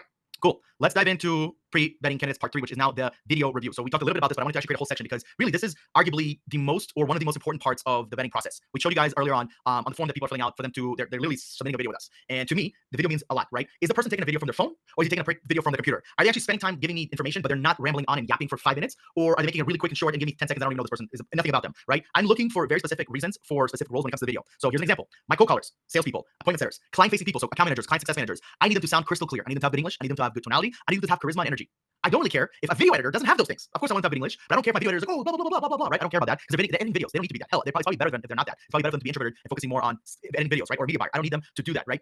You need to ask yourself, what are the most important things you're looking for when it comes to the role itself? So when it comes to sales and client-facing things, it's the charisma, energy, English, tonality, right? When it comes to media buying or maybe a data person or a web designer, or Esteban talked about a developer. Well, it's cool if they're charisma, they're extroverted, but I think that people are a little bit more introverted, a little bit more nerdy. That maybe it's hard for them to explain themselves, but they're much more analytical and logical, and it's hard for them to just say what they're thinking. That's okay. I can also see that through video, right? So there's certain roles that the video is, man, it's a make or break. With there's certain ones, we literally hire people with some of the video was like so bad, but they didn't need to do a video. Like not necessarily they need it, but they need to be good on the video because they're not client facing. The only time they're on video is during a meeting with me or meeting with the team. Okay, so obviously we talk about introducing the person, explaining why they're a good fit, sharing relevant experience. We talk about cold calling here, but it could be for any skill that matter. One of the things that we do, this is a ginormous game changer, and I hope to God you guys start doing this ASAP. When you do a video, they must share the screen, go to speedtest.net, and literally show me their internet. This is pretty good internet, right? 254 megabytes. The upload could be a little bit better, but this is functional. Like this is beyond functional. They can be on Zoom calls and edit videos all day. We have literally disqualified people that were not able to upgrade their internet. Like they have like 5 megabytes per second and like 3 upload speed. It's like you're gonna run into so many issues if they're in an area that they're just unfortunate. It's an unfortunate area. So this is gonna save you guys so much headaches in the future because you're gonna be able to see, oh my gosh, this person actually has good internet versus not having good internet. Remember, the video's not supposed to be too long. I'd say a few minutes to 4 minutes. I talked about that earlier. And then closing remarks, right? Is there anything else that you need to know about? I love asking them like why we should hire you, what makes you guys different, so on and so forth. But then, like I said, what to look for in the video submission, obviously clear communication, right? English verbal communication. Some people, again, you guys are hiring in Latin America, you're hiring in the Philippines. Do they need to have the best English in the world? Or do they not? If it's a cold caller, freak yes, they need to have incredible English, almost perfect. If it's a media buyer, well, as long as their written English is good, they can communicate with me good on the video. I don't really care if they have a super heavy accent. They're not talking to clients ever. So keep that in mind. Professionalism, right? Again, if someone's taking, I've literally had this, guys, I'm not joking, so that's we've had people send us videos from bed shirtless. Insane, like literally insane. Like, what are you doing? I can't believe that you're doing this. If they're even taking a video with a phone, I'm not a big fan. I prefer it on the computer, but I know sometimes they have much better quality on their phone, their computer, right? Another thing is quality, right? Another thing is background check. How are they dressed? How do they look? Did they get a haircut, or they just like they look like they don't look like they're they look like they haven't worked in a long time. So these are things that you have to look for because when they start working with you, a lot of these things are going to be a lot more in your face, and because you decide to ignore them or they were not important to you for whatever reason, now they're in your face, and now you're like, man, how did I oversee all this stuff? How did I overlook them? Their video was not good at all, and I hired them to be a client-facing role. I overlooked this, right? So professionalism is a really, really big part about that. Like I said, dress appropriately, presenting themselves, so on and so forth, and personality fit. Guys, energy is everything. This means I literally, especially in the beginning, I hired people based off energy and experience. Like literally, I still do. I mean, a lot of it is energy, right? Especially specifically for sales-driven positions, but even not like we have like a lot of our positions. We have 3 developers that work for us. A lot of people are not client facing. I still need them to have an energy that I can work with, and an energy that, just a good person, good energy. Now, of course, you don't know if they're a good person until you work with you, and even then, I still don't know they're remote. There's some people I may never see or not see for a long time, but energy, it tells you a lot, right? And you can tell a lot about energy by, through their, as they go through the process, as they submit the video, and of course, once you interview them and have certain assessments about, their character and so on and so forth. Ability to handle rejection. So this is a really good one for, of course, when you are hiring salespeople or even appointment setters and so on and so forth. And then some tips here, things to ask for, the requirements that they need to be aware of, assess the process, look for adaptability and range, and then again, red flags to look out for. And again, final tip is just know the role you're looking for, what type of video should you expect. And this is a big part. Like, I really want to spend time talking about this because we literally qualify and disqualify people a lot of times because of their video. It's not the only thing, but there's certain roles, but for sure the video is a big differentiator for us. So again, lack of confidence, lack of preparedness, poor communication skills, lack of enthusiasm. Like, you guys gotta understand what you're looking for. All right, almost done with this section. So why pre-vetting comes next. Okay, so we talked about identifying the role, we talked about the job description, we talked about the platforms. Now we're talking about the pre-vetting, right? So now you're having people like going through the process. You want to make sure you're not having to interview everybody. You want to interview specific people rather than to interview everyone. Okay, you're in the business of time, and you're in the business of building a team that can help you save a lot of time. So how you don't save time is interviewing everybody and their mom, right? So there's a lot of ways to automate this process with application forms, and we use, like, for instance, Go High Level and ClickUp. We can make video short and sweet and making sure that's detailed enough, where it's not too short and it's not too long. Screening questions, having clear guidelines, and then last but not least, I love the number 5, but I like to keep it between 3 to 5. So once you have gone through this process, you've gone this far, you then want to select top 3 to 5 people. You don't want to do 10 to 20, 30, 40 interviews, right? You're doing something wrong at that point. Unless you're just practicing, and God bless you for doing that. But you want to select top 3 to 5 people to move into the next process, which is going to be interviews. Okay, so these are people that did not just do one thing good, but their resume, their video, the questions they answered. You guys on your end know exactly the role you're looking for. You've identified everything. This person's detailed. This person, based on everything they've submitted and everything you've seen that they have done for you, matches what you're looking for. Those are the people you're not submitting. Now, if someone doesn't have that, maybe their video's not good enough, maybe their resume's not good enough, whatever the case may be. Then you have to ask yourself, do you want to just resubmit something? Like, we've had people resubmit a video. Like, someone seems really good and everything, the video was never good. Maybe they rush, maybe we need the video within like the same day. I'll give them a chance to redo the video. Like, we're not freaking Nazis here, like letting people have one shot and we kill them, right? We want to make sure people have a fair chance. We want to make sure that we select the right people, right? And sometimes people make mistakes, and it's okay, right? Don't just disqualify. I would say majority of people are going to disqualify themselves, just so you guys know, because they're not going to submit a video, they're not going to answer questions, their resume sucks, they have no energy. But there's certain people that if you ask them to redo something, they'll redo it and you'll be like, holy shit, this is much better. Well, yeah, duh, well, dude, I was traveling, I was with my family, I didn't have a computer. You asked me to submit a video, right? So just be cognizant of that. Have an understanding that you're still dealing with human beings, and people come from different parts of the world, they have different circumstances, and a lot of that alludes to them and how they submit a lot through the process that you guys have. So keep that in mind.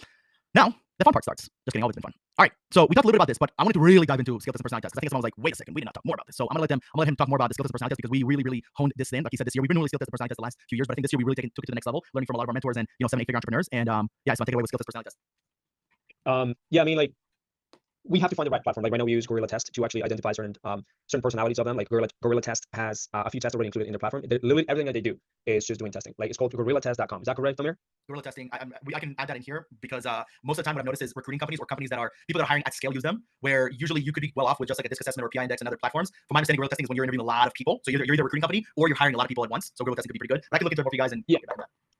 But at the end of the day, things like this you need to ultimately have, because if you are thinking about growing your company, you need to have a mindset of always be hiring. Just like you always be needing to get clients, you always have to have an always be hiring type of mindset, right? So ABC and ABH, right? Always be hiring, because once you start understanding that your business growth will depend on only talent, as your revenue grows, and then potentially your product changes or gets better, there's different type of market shifts, or you just start expanding in size, you just need to hire better. That's what's gonna allow people that, let's say if you have 3 B players that can do 3 different jobs, but you have 1 A+ player that can do at least 2 of those jobs that those B players used to do, then that means that you're not only saving time, you're only saving resources, but you're also going to be more effective at the moment of getting results for your company, growing your company. And then this is why we always need to be hiring, always be looking for the next rock star.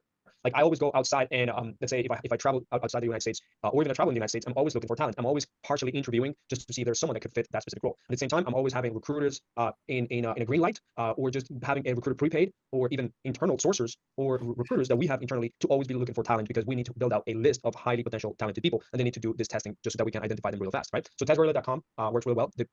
There's other ones that are more expensive, such as the PI index. That's another one, the predictive index testing. That's another one that actually identifies cognitive testing. So predictiveindex.com. And that's how we're going to ultimately hire the best people in our company, right? Like, we're going to be able to use this test to identify what's wrong with them and what's right with them. If your guts are right, if the entire interview process looks good, and then you do this test and something's wrong, then we need to really know how to identify those things in the interview process, right? All right. Keep going. I want to just give one thing about this. So there's a few testings that if you guys wanted them to, like, if you're looking for something specific, we talked about this earlier, you need someone to have real estate experience, you need someone that has law firm experience, you need someone that has HVAC experience, then you want to create a skill test that has to do with them knowing the industry, right? And you want to make sure that they're not cheating the system by going to ChatGPT, right? So it's a tricky part, because 3 years ago you can create a test and they would have to do research and so on and so forth. Now you can go to ChatGPT, and ChatGPT literally can answer everything. So maybe there's specific things about your business and how you operate that they need to know. But you gotta ask yourself, is this a non-negotiable? Let me explain. If this person is incredible about every single thing that you guys need them to do, except knowledge on your industry, is this truly a deal breaker? Can you really not teach them anything about industry? Or is it like, look, I don't have any time, I have family, I have kids, I have another job, I have this business, that business, I don't have time, I need them to come in day one, know this industry. All good, that's fine. Just ask yourself if you're willing to sacrifice talent for that, because you will, right? That's something a lot of people overlook a lot of times, because, and I tell this to our clients, I'm like, hey, are you willing to sacrifice talent for someone to have experience and knowledge in this specific industry? And if they do, we're not gonna send them bottom barrel people, but they have to be okay with knowing that, hey, some of the people that are A players, they're not A players in your industry. But to me, an A player that sold, like, again, we like to reference sales, an A player that sold solar, and an A player that sold medical devices is probably gonna be an A player selling other services or products. It's probably like odds are for that. The problem is when they're not an A player that's selling anything, and then they come in to your company and then now they have to learn how to do that, and that's really a different whole different ballgame. Role specific tests. So one of the things we've done with video editing, for instance, we would give like a short video for someone to edit. Usually not like it's usually like not even a minute, because usually a minute takes like an hour and a half, sometimes an hour to do. But like a 20-second clip. I want to see how they edit. You know, I'll give them an example of what they want to edit. I want to make the test challengeable but achievable. So I want to make it it's challenging, but it's achievable, right? I don't want to make it a Harvard test that you have to go and graduate and get an A+ to get to Harvard. I'm not looking for that, right? I'm looking for someone that the biggest thing with skill tests and personality tests, that actually the first thing that I look for, same with Esteban, is we want to eliminate laziness. Like we want to eliminate people that are clearly lazy and have no attention to detail and they're just going to do it and it's awful. Those are the first people, because you realize you're not going to get through that part. And then number two, then we want to look more for the people that are skilled, then people that have the right experience, and so on and so forth. Esteban, you want to dive into some of the personality tests that we've done? I know, for instance, we use disc assessment, but I was doing some research and I found a few other personality tests that some of these people can use here. Yeah, I mean, let me go ahead and show you guys a few only personality tests, let's say. All right, let me dive into this. So here, for instance, so I have a few ones right in here that we actually use. A lot of you guys are very familiar with this, but there's other ones that I actually like. Understanding managers and leader roles. I like this test because one, it's very easy to understand the results that this is telling us. So it's a predictable success leadership style quiz. So there's different types of leaders, right? And whenever you're hiring a leader, which you should be hiring leaders regardless, whatever type of role you are, you should be able to make them go through this quiz, and then ultimately, you would understand what type of leader there is. I believe there is a processor, there's a systemizer, there's a visionary, and there's an operator. So because it's very important for your company to know where you want to put specific roles, what roles are for specific people, you want to make them go through different challenges. So here, for example, let's say here, I'm going to start taking a quiz, and it's going to take me through an entire journey. And at the end of the day, it's going to give me an understanding if I'm a systemizer, I'm a processor, I'm an operator, or I'm a visionary. And it tells us the description of the type of person you are based on how they currently think of things and how they react to things, how they lead to things. That's one of the ways that I find leadership. Another test is that I do is ultimately the crystallizer test. And this is actually something that talks about in the Rocket Fuel book. And I hope that you guys know what I'm talking about, because Rocket Fuel is another book that it also comes from the EOS system that I talked about from Traction. And this crystallizer assessment helps you identify whether the person that you're hiring is more of a visionary or an integrator. And especially if you're hiring high level roles, or especially if you see an opportunity on even having an employee be part of the grand scheme of the vision. And like, for example, we made our employee that we gave them a portion of the company go through this test, right? And it helps us identify, are they an integrator? Are they more of a visionary? And usually a lot of entrepreneurs are more of the visionaries than integrators, and it's hard to find integrators. So this test ultimately helps us identify this even more. So once you go through the crystallizer test, it helps us know whether one person is an integrator or a visionary. Once you read Rocket Fuel, it also help you identify whether you are a visionary yourself or an integrator. Again, I've seen the majority of people are visionaries and they need integrators. And if you're a large visionary as a business owner and you hire a lot of integrators, that's really good for you. Now, they don't need to be your partners, but they can definitely be high level workers, right? And it make this do this test to our operations manager, our team lead, our recruitment manager, and so on, so that we understand where they are right now, right? Another test that we actually like, you guys might actually laugh at this, but it's going to be the love language test. Why do we do this? Whenever you do a love language test with employees, you at the end of the day, you learn to identify how people get loved or appreciate things. And if you understand that people have different love languages, and you put that into the profile, once you hire them, then you're going to know how to recognize them, how to make them get more motivated. If some people would prefer gifts, some people would prefer praise, recognition by words, some people would prefer that we actually are with them along the way, quality time, quality meetings, being there, helping them go through the ropes, right? And this helps us identify each employee and how we're going to go about this. One of the worst things that we can do as leaders is not understand how we motivate our team members. And if we don't understand how to motivate our team members, and we don't know how to praise, we don't know how to give recognition, and we don't know how to reward, then we're going to have team members that are going to become unsatisfied, because not everyone actually gets loved the same way. They don't get appreciated the same way. Some people need words. Some people need a gift. Some people need a reward. Some people need money. Some people need just better culture and time together as a team member, right? So it's very important that you guys actually do that. I think those are the ones that I wanted to go through. Sweet, cool, awesome. So why do we skill test before? I think it's pretty obvious. Like we mentioned, we want to challenge people. We want to make sure we're interviewing the people that went through the process. They didn't just submit a video resume, but they actually took it a step further and submitted a skill test and a personality test. We have evaluation about them, and we get to find out a lot of different things about them. And then of course, you guys can score skill tests. We actually, I'm gonna give Jack to share with the community some resources. One of them is a scorecard that covers a lot of different ways to score the skill test. So it's not random. So it's not like an emotional test, right? You want to make decisions on data, not emotions. And a lot of times it's very hard to do so, especially when you're new in business, because a lot of times it's a feeling that got you to where you are today, and the feeling that got you to start a business. But the feelings can get you where you want to go to. Jeff Bezos and Elon Musk are not there because of their feelings; they're there because of data and everything that they've been able to build through their vision and through hiring the right team and partnerships and so on and so forth. Okay. Score personality test, same thing. So you want to look for certain traits. To be honest with you guys, personality test is very important. We always do it, but I don't overscore personality tests. This is probably the one that I put the least amount of if you look at it, if there's 100% effort into qualifying someone, one of the least ones that I do is a personality test, because one thing that we found out personality test is how I submit a personality test today. I do the same personality test tomorrow at night, I might get a different score, or I might get a different result. So just keep that in mind. It is important to do it. You'll find certain characteristics about the person, but it's not nearly as relevant as a skill test, as a resume, as a video, as the questions they answered. And of course, now we're about to get to the interview part and to the interview. Should you give a second chance to people? I think so. Depends on what that second chance is, because if it was super lazy, we would not even look at them twice. But you can tell, like, hey, they gave you a reason their video wasn't done very good, or they were rushed to do a skill test, they had a family emergency, things like that. You want to give them a second chance. But if it's something that's like clearly they could care less, they had all the time in the world, and they just didn't do it, I would not give this person a second chance, right? So just keep that in mind. And obviously, we just talked about this. It's coming. You want to do this before the interview, so that way you get clear understanding about the person. And we talked a lot about test gorilla here, and just making sure when you go into the interview, you feel you're pumped, you're fired up. Like sometimes I review skill tests, and it gets me like excited. I'm like, dude, this person did so freaking good. Like the last person I hired internally, which was my executive assistant a couple months, she crushed her skill test. I couldn't wait to interview her. I literally moved I moved times around just to interview her because I was like, she overdid what I wanted to do, which is one thing I want you guys to look for. We talked a little bit about people being lazy and undercutting it and not doing the skill test the right way. But we didn't talk about what happens when they go above and beyond, right? What happens when you give them a skill test and they go, man, I'm gonna go do more. You ask you to do a spreadsheet with all these numbers. I'm gonna create this, but I'm also gonna give you data and charts and this and this and this. I love that. So look out for people that also go above and beyond because they're trying to show you they're the right fit without telling you that, by showing you that, which is very important because talk is cheap. All right. So clear score system, speed, accuracy, research, and then onboarding training. We'll cover this in a different section, which is going to come into it. So now selection. So they've got through the entire process. Now it's about selecting the best people for the interviews, for what you're actually going to. You're almost at the finish line here. But now selecting the top 5. Like I said, top 5. I know people that do more, that are much more successful than me. I also know people that do less, that are more successful than me. We found the number that works great for us is the 3 to 5 number. But keep in mind that 3 to 5 with me and Esteban is because they've already gone through the process and they've got interviewed with our team before they get interviewed by the quote unquote final boss, which I'll talk about here in a second. Efficiency, time management. Obviously, you don't want to interview. A lot of people sit there and on interviews all day. That's absolutely crazy. Again, data-driven decisions making. This saves you time. Avoid falling in love with one candidate. Man, me and Esteban. It's something that I've called him out and he's called me out, and it's so funny because we've hired so many people, we've helped so many of our clients scale with hiring people, and the thing that him and I still at times struggle with is falling in love with a candidate because they literally seem so perfect on paper. And this happened to us. Every year it happens to us. I'm sure it happens to all sorts of companies. I'm telling you guys, do not fall in love with one candidate, right? You want to keep a closer eye on a candidate and give them attention. Obviously, interview them, and maybe they're at the top of your list, sure. But don't fall in love with them where you're disqualifying everybody else and you're not interviewing anyone. Don't fall in love with them when the interview or the process that they went through is different than somebody else goes through. So keep that in mind because, man, we made the mistake of really falling in love with the person. We're hyped about them. We have this crazy expectation, and then literally a month or two later, they're not here anymore.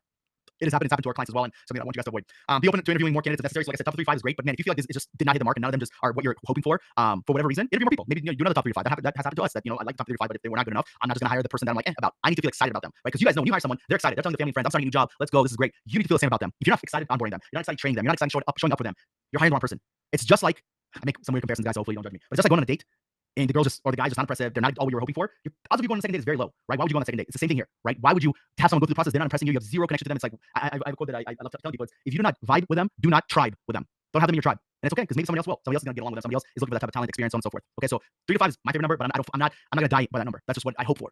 Consider all aspects of hiring process, right? So make sure that you go through everything that we just went through and create your own version of that, so that way you guys can interview the best people. How to select the top 5? Obviously, you're going to review their complete candidate profile. You're going to make sure they've done everything correctly. You're going to prioritize core compensation, core competencies, which is communication, their task management, attention to detail. Obviously, use a test result as a filter. So we talk about skill test, personality test. Always best communicators. These people just win. When someone's over communicating, they're messaging me, they're emailing us. They're hungry. They want to be a part of this. I love those people. Why would I want an over communicator? One of the struggles of remote work and all the benefits, we get to work all over the world. We get to hire all sorts of people. We get to build a business anywhere. We get to have international clients. Incredible, blessed, love it. Thank you, God. But you know what sucks is delaying communication. That sucks. You know what's much easier? Walking into an office. Hey, Jim, can you check your email? Hey, Sarah, I sent you a task. Can you complete it? Much easier than having to Slack someone or message them on another platform and so on and so forth, right? So I look for the best communicators because if you're a great communicator, I can build up from everything else.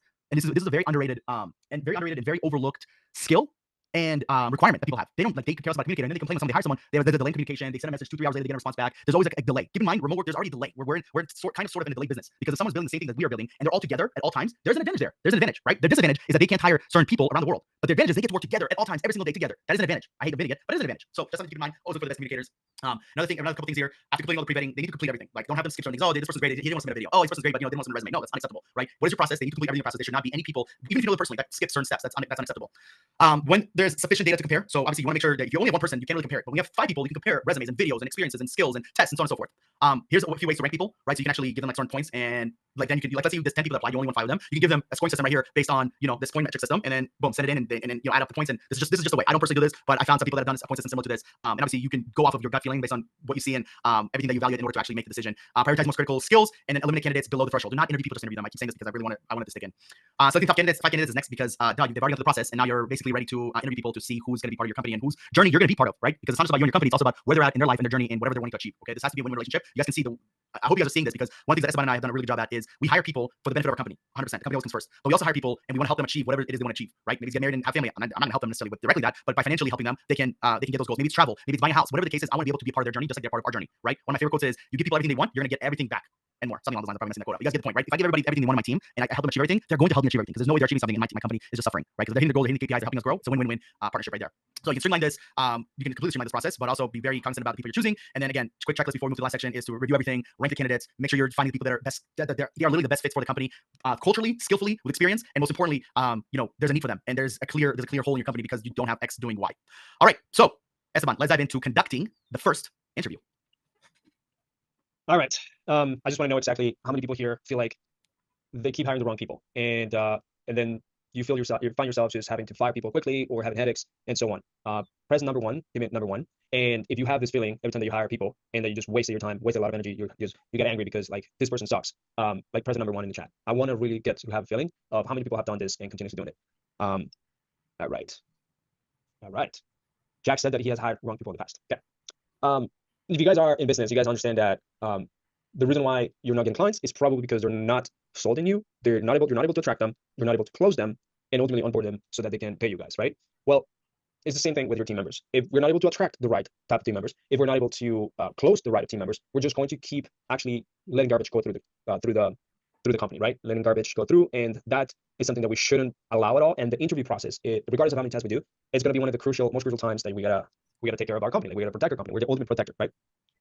So Kalina said that you need to replace. We need to ultimately have different type of interviews that sometimes you may take 1 or 2 or sometimes 3 interviews to do it. You can always compress your interviews into 2 30-minute interview where you're evaluating cultural and skills, right? You're evaluating culture fit and you're evaluating skills fit or technical knowledge fit, right? And the first interview ultimately helps you assess where this person is at. And I want to have a good sense of where this person is at by ultimately knowing either, and this would ultimately depend on what role you're actually doing, but I want to know that they are a fit logistically, that they actually are a fit in terms of salary, in terms of actually wanting to work, in terms of actually fitting the right company, that they're applying for the right company and for the right role, and this is the role that they actually want. And I want to be able to ask open-ended questions about these things. Now, we want to evaluate soft skills too by making sure that they can communicate well, that they can put their, get their message across, that ultimately help us identify whether this person is going to be able to have a good communication with the team, that they're going to be able to really express themselves and ultimately fit what the company is looking for. Keep going down. So we actually have a template on how to do an interview, and it's just a few steps that we got to do. And like, I'm going to drop the template in here because depending on the role, you want to be able to do different type of questions. I don't know if we have the template right here in this document, but I want to be able to add this. Do we have that document right in here, Omer? I can. I'm not sure. There's this interview questions and guide. Let's see. Yes, those are questions that we can ask, but there's literally like a script, kind of like a framework that we can always have. I'm just going to drop it here in the guide, the one that we created, the checklist and all that. This. Oh yeah, this is great. This is the entire guide of the interview. I'm going to drop here a screening process that we have that is proven to literally work. It's basically like a sales process where you're doing a discovery call and then you're doing a closing call for clients, but it's literally just for interviewing. I'm dropping it here in the comments right in there. Boom. So this talks about how we're able to go into the first interview. We want to be able to connect with this person, and don't forget that we're humans, right?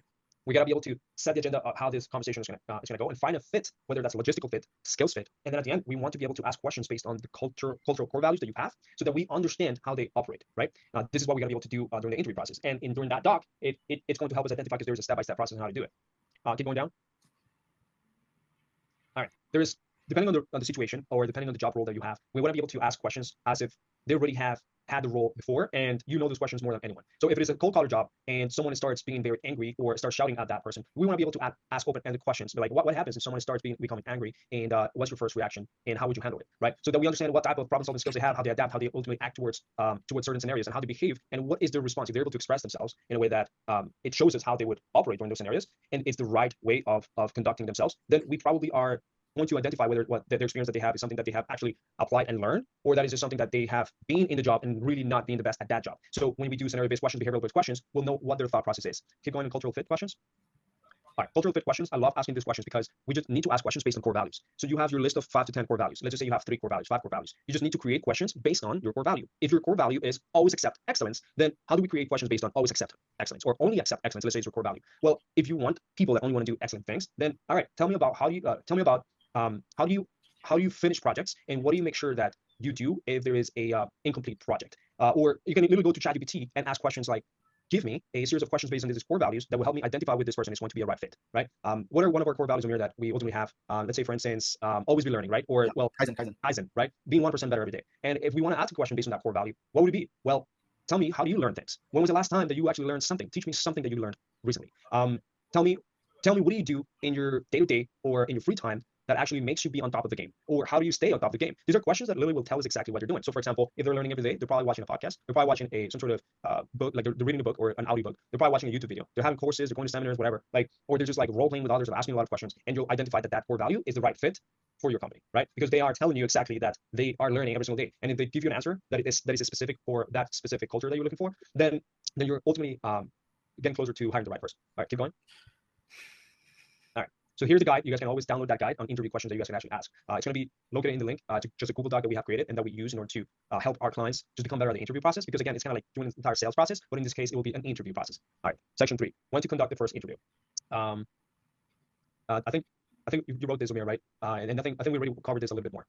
Yes, we just talked a little bit about valuing the people. A lot of this stuff we were just regurgitating on how to do it, and then why conducting the first interviews next. Obviously, we've gone through the process. We picked the top 5 people. Some things to consider here, tips, to streamline introduction, skill, cultural fit, when to conduct, evaluate next steps. Like, you guys want to make sure that you're doing this right. In the interview guide that we're going to give you guys, it breaks this up in a much more detail, because that was interview part 1. We actually have a second part interview. So what Esteban and I have done with us is actually a little bit more than just 2 parts. But with most business owners, when you don't have a big team, you're just hiring your first few people, you're hiring your first person. We highly recommend doing at least 2 interviews with each people you like. So let's just say you pick top 5 people. Out of the 5, you really like 3. Those 3 people need to be interviewed 2 times. The way we like to do it is that the first interview needs to focus more about the job itself, the skill needed, the requirements, the day-to-day. The second interview is more cultural, right? A more cultural interview. What are their goals? Talking about the core values and really feeling like this person's actually going to be a match. Because now you spend some time with them, you got to know them. Now I want to actually get to know you one step further, right? I want to know a little bit more about your certain goals. And one of the things that we do, because we have the team that we have now, we have a team that interviews people internally before they interview us. So usually they are the ones that cover the day-to-day. They're the ones that are going to be training them and dealing with them on a regular basis. Esteban and I focus more on the future of the company. We focus on the person's future as well, and we try to identify the cultural gaps and the cultural the culture, not just gap, but also the cultural relevancies that we are looking for within this person. So it's very important. A lot of people just do like they'll interview a couple people once and then they'll just pick someone. Like, you should be doing at least 2 interviews with every person you like, no matter how you guys want to do it. Sometimes the second interview is a role play. The entire interview is just a role play interview. That's okay. Sometimes you start with a cultural interview and you get to know, a little bit about how this person would fit. And then the next one will be more about the skill, experience, so on and so forth. It doesn't matter which way you do it. What matters is actually doing the 2-part interview, evaluating everything, addressing specifics, building rapport. This is a very similar thing. One advice I have on this is when you interview a person in one day, during the day, let's say like 12 p.m., the next day I want to interview them later in the day, 5 p.m., maybe, or early in the morning. So I want to see how they show up at different times on the day. So it's not the same time the next day, but it's a different time, right? So that was let's do it 5 p.m. tomorrow. We did today at 9 a.m. Let's do it tomorrow 5 p.m. Let's do it in 2 or 3 days. If you really like someone, don't delay the interview process. Like, have them interview as soon as you can and do it at a different time. We talk about here long-term goals as well. Like, what are they looking for themselves professionally and personally in the next couple of years? Do they want to get married? I genuinely want to know if people want to get married, they want to have kids, want to be alone and travel the world and not have kids. I'm interested in stuff, right? Because I want to build genuine relationships, especially when you're building your first team, because we're gonna get to the point where we're getting there pretty close now, but in the next 1 or 2 years, there's gonna be people working in our companies. We have no idea who they are. We know nothing about them. Our team hired them, right? Right now we still have a small enough team where we know everybody and we interviewed everybody, and maybe we're not necessarily dealing with everybody, but we know everyone. But when you get to 50, 60 people, we're not gonna know everybody. That's the reality of things, right? So this is why it's important for what the current process we have. We want to train this to our future leaders or current people who are interviewing these people and what they should be looking out for and so on and so forth, right? So the reason I'm telling you this is because in the beginning, you're building your foundation of the company, right? And the way that's built is 2 ways. It's the current systems and processes you guys have in your company and the team, right? It's the system processes, whether it's to acquire talent, it's to acquire clients, it's to retain clients, it's the marketing, all that is the systems and processes. The second part is your team. So you want to make sure that the foundational team is super duper strong, because these are people that potentially are going to be leaders in the future. These are people that you're going to be able to build from. Not everybody in the beginning you hire is going to be a leader, but a lot of times you're going to want to replicate a lot of the things you did with them, or maybe not replicate that. So it's important that those first few hires are so important. I would say even the first 10 hires is so critical. Not that the next 10 are not important. Of course, every hire is important, but that first 10 is, you cannot miss the mark, because you're going to lose time. You're going to go crazy. You want to literally go for 10 for 10, literally. Both Esteban and I, the first few hires we made, they're still with us today. 3, 4. I mean, with him like almost 5 years ago, because he got it right the first time. And you want to make sure you get it right, especially that first. 10 is a lot to go 10 for 10 is pretty hard. But the first few hires, you need to nail them. Like, you can't have low retention or not hiring the right people the first time. You're going to go crazy, and the business is not going to be fun. You want business to be fun. There's anxiety with it, there's pressure. But if you're stressed out every single day, you want to like not have a business, you're doing the wrong thing. Scenario-based problem solving, again, it's going to be all sorts of ways. It depends on how really the first interview went. Regauge the cultural fit, again, depends on the first interview went. And then obviously the second interview comes after the first interview, because you've interviewed the person, you feel pretty good about them. Now you want to see them a different light at a different time, talk about different things, and go through the interview for the second time.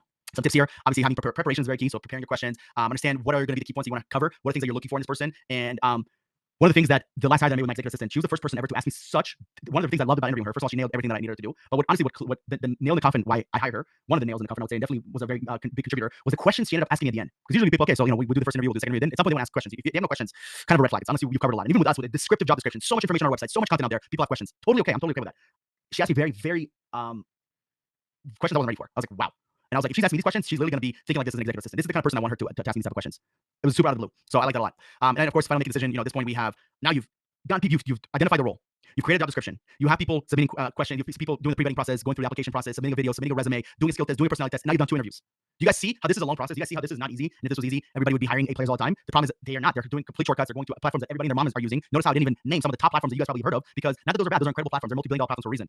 But everybody and their mom is on there. I don't want to go there. I want to go where everybody's mom's and is not necessarily hanging out. And the only one that I really named that's that big time is Facebook. Except most people don't use Facebook to hire, believe it or not. They use it for social media purposes and looking at cat videos and whatnot. So that is the 2 interview part. Now we're going to go into setting clear expectations before the offer. Esteban, you want to go over this? And we got a couple more slides, guys. We're almost done. I'd say we're about 75% done. And I appreciate you guys. I did tell Jack we need a little bit more than 2 hours, so we should be wrapping up here shortly. So Esteban, let's dive into setting expectations before the offer.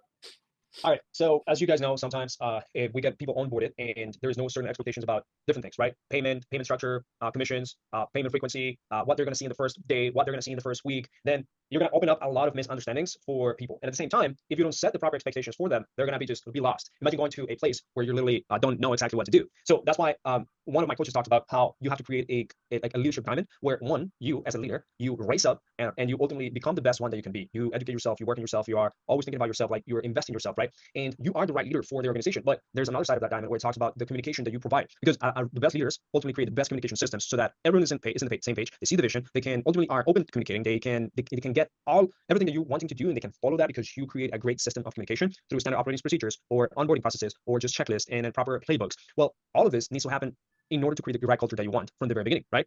So it's very, very essential that you create those systems as a leader in order to go, in order to create a very good remote environment. So, for example, how many times you need to check in with the person, how many weekly team meetings they're going to have. All of this are going to be included in a scorecard.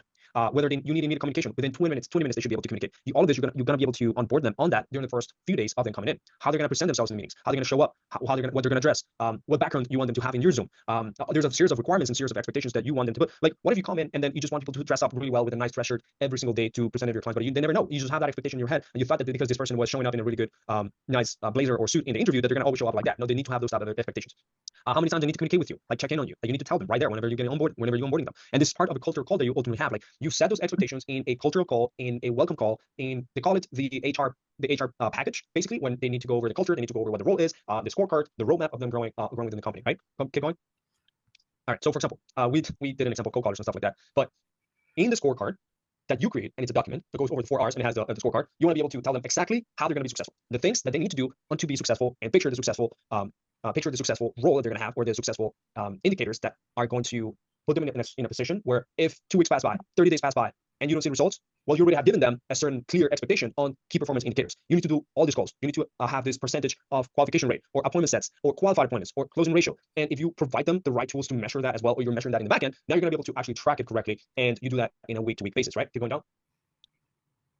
All right. You also have to tell them that if for some reason we're not meeting these expectations, we need to improve, right? In a company, in team, it's always important that we have an improvement plan, like a performance improvement plan. And a lot of people don't do this, and they just fire people, or they literally tolerate mediocrity for the longest amount of time until you are stressed, clients are leaving, no more sales, and you need to make them go through a game plan, a performance improvement plan. So you have to tell them that if they're not achieving these results, we're going to revisit what's happening, and what we're going to visit exactly what is not happening, and go over that performance improvement plan. This is literally a game changer that has helped us reshape or reframe a few of our team members. Some of our team members don't really make it, but the ones that they do, they end up having a actual upward curve, because you told them exactly what you're able to see on them. They came in with these expectations, they're not meeting it, they're doing this incomplete, wrong, or they're lacking in a certain area. And this is the plan that you're going to take them to the next level, so that they're consistent, right? And then one thing I like doing when those pips is I like them to teach the team how to do that part of the role very successfully, because now they're learning even more by teaching others what they just learned through this. Now, no one has to know that they're in a pip, but they're definitely teaching someone else that they have learned something going through this. And obviously, this is very private, but you don't have to tell everyone that. You don't need to tell everyone that someone is in a pip, because it's not gonna feel right for the person, right? Keep going, Omer. So areas of improvement, clear measurable goals, support and resources, timeline for improvement. So we gotta have some sort of date. Keep going. And consequences for not meeting the expectations, right? Which ultimately could be just letting go. And all of these things need to be included in the PIP. It's important because it's a structured way to improve someone's behaviors. It's fair, it's very transparent, it retains talent, and you set that expectation from the very beginning. It's not going to be a surprise. Oh, you're not performing. We're going to go through a PIP. Oh my God, what is that? No, you knew this from the very beginning, and we're going to go ahead and now do this because something is not happening. Something is not clear. Okay. All right, keep going. All right, this is just having a specific expectations set for the offer, and then it's onboarding your hire. I think this is. Do you want to do this? Because I made an entire video about this, but Omer can actually touch base. Yeah, this is a whole different section, because onboarding is a whole different ballgame. We'll give you guys an onboarding presentation that covers a lot of this. We're here in the last couple of sections, and then we're gonna let you guys enjoy the rest of your day, night, whenever you guys are watching this, and everybody else live on the call. Thank you guys for making it this far. All right, so now that we have gone through the process, right? Every single step of the way. We've now set clear expectations. Now it's about crafting the perfect offer, okay? Because believe it or not, the end of the day, what's going to sell the person is what their value is. So number one, know what other people in X country are making for the role and experience, right? So for instance, a high level cold caller is usually anywhere from $800 to $1,200 per month base, and then with commission they can make more, right? So I see a lot of times, and so does Esteban, that some people literally downplay the cost of a cold call to like $400-$500 a month. You get what you pay for. If I pay $800 and you pay $500, I'm going to get the person that's way better than you do every single time. You can go and you can undercut, and maybe at some point these people don't know what they're valued at, so you can get lucky, but you can't build a real business based off luck, right? You can get lucky a couple times, but you won't be able to build a real team based off luck. So please do research on different industries. We actually have on our website some of the costs for, if you go to remotelatinos.com/frequently asked questions, on one of the sections that we have on there, we break down some of the positions that we hire, and you'll see what the ranges are for a lot of these different roles. Competitive compensation, like I mentioned, like if I'm offering more for any player and you guys are not, that's going to get a little dicey for you. Consider total compensation, not just salary. So this includes, like, do they get any additional pay? Do they have PTO? Do they get any bonuses? What are the growth opportunities here? You want to make this as sweet as possible. When you look at it, it's a no-brainer for them, right? What type of flexibility they have, and ultimately avoid losing candidates to greed. So many times this happens with clients and people that I know. They lose A players because they're cheap. Don't be cheap. Cheap people don't make it far. You can be frugal, but don't be cheap. And sometimes maybe it's out of your budget. It's okay. If it's out of your budget, I get it. But if we're talking about $100, $200 difference for someone that's clearly crossing off all the boxes, don't be the person that says, I'm not going to do it, because you're going to regret it. Avoid over offering. So the flip side, someone that wants, that clearly is worth based on experience and, current value to the marketplace is 1,000. Don't over offer someone, right? Always start lower than they want, and then you can move it up as time goes on. So in the offer, we also include job responsibilities, KPIs, compensation and bonuses. If they get a specific commission on any of the sales, depending on the roles, is going to be different upon that. We include company policies. This is basically the contract. And actually, we have in the resources, you'll get an independent copy of an independent contract that we use. So you guys can see when we send someone, they have everything about the company. It's basically the job description with the exact numbers that we talked about. Very important. On the interviews, we discuss pay. Whether it's on the first part of the interview, the second part, you absolutely must discuss pay, right? I'd like to do it as early as possible, so that way I'm not booking a second interview and I'm like, oh my God, this person's so out of budget, right? So the first interview, ideally, you guys are talking about the offer, what they're okay with. The question that Esteban, he loves to ask is, what is the lowest salary you're willing to accept to start this job full time in the next week? What's the lowest you're willing to accept? and they'll be like, 1,700. You might only have a budget for 1,000, so you're pretty far off, right? So now the interview switches, and hopefully at this point, this person's you're already pretty sold on them. You've gone through the interview majority of the interview process. Now you're negotiating power. Now you're gonna go negotiate. Maybe you start them off at 1,400, and then they move up to 1,600 in 3 to 6 months, whatever the case is, right? Because just because they're high doesn't mean you're gonna get there. My executive assistant wanted 2K to start. I started her off at like 60% of that, because in the future I think she could make 2K a month, but she's not there yet with what I'm looking for, and she was okay with it because she sees the vision. She's totally fine with it. So sometimes people overvalue themselves. Keep that in mind.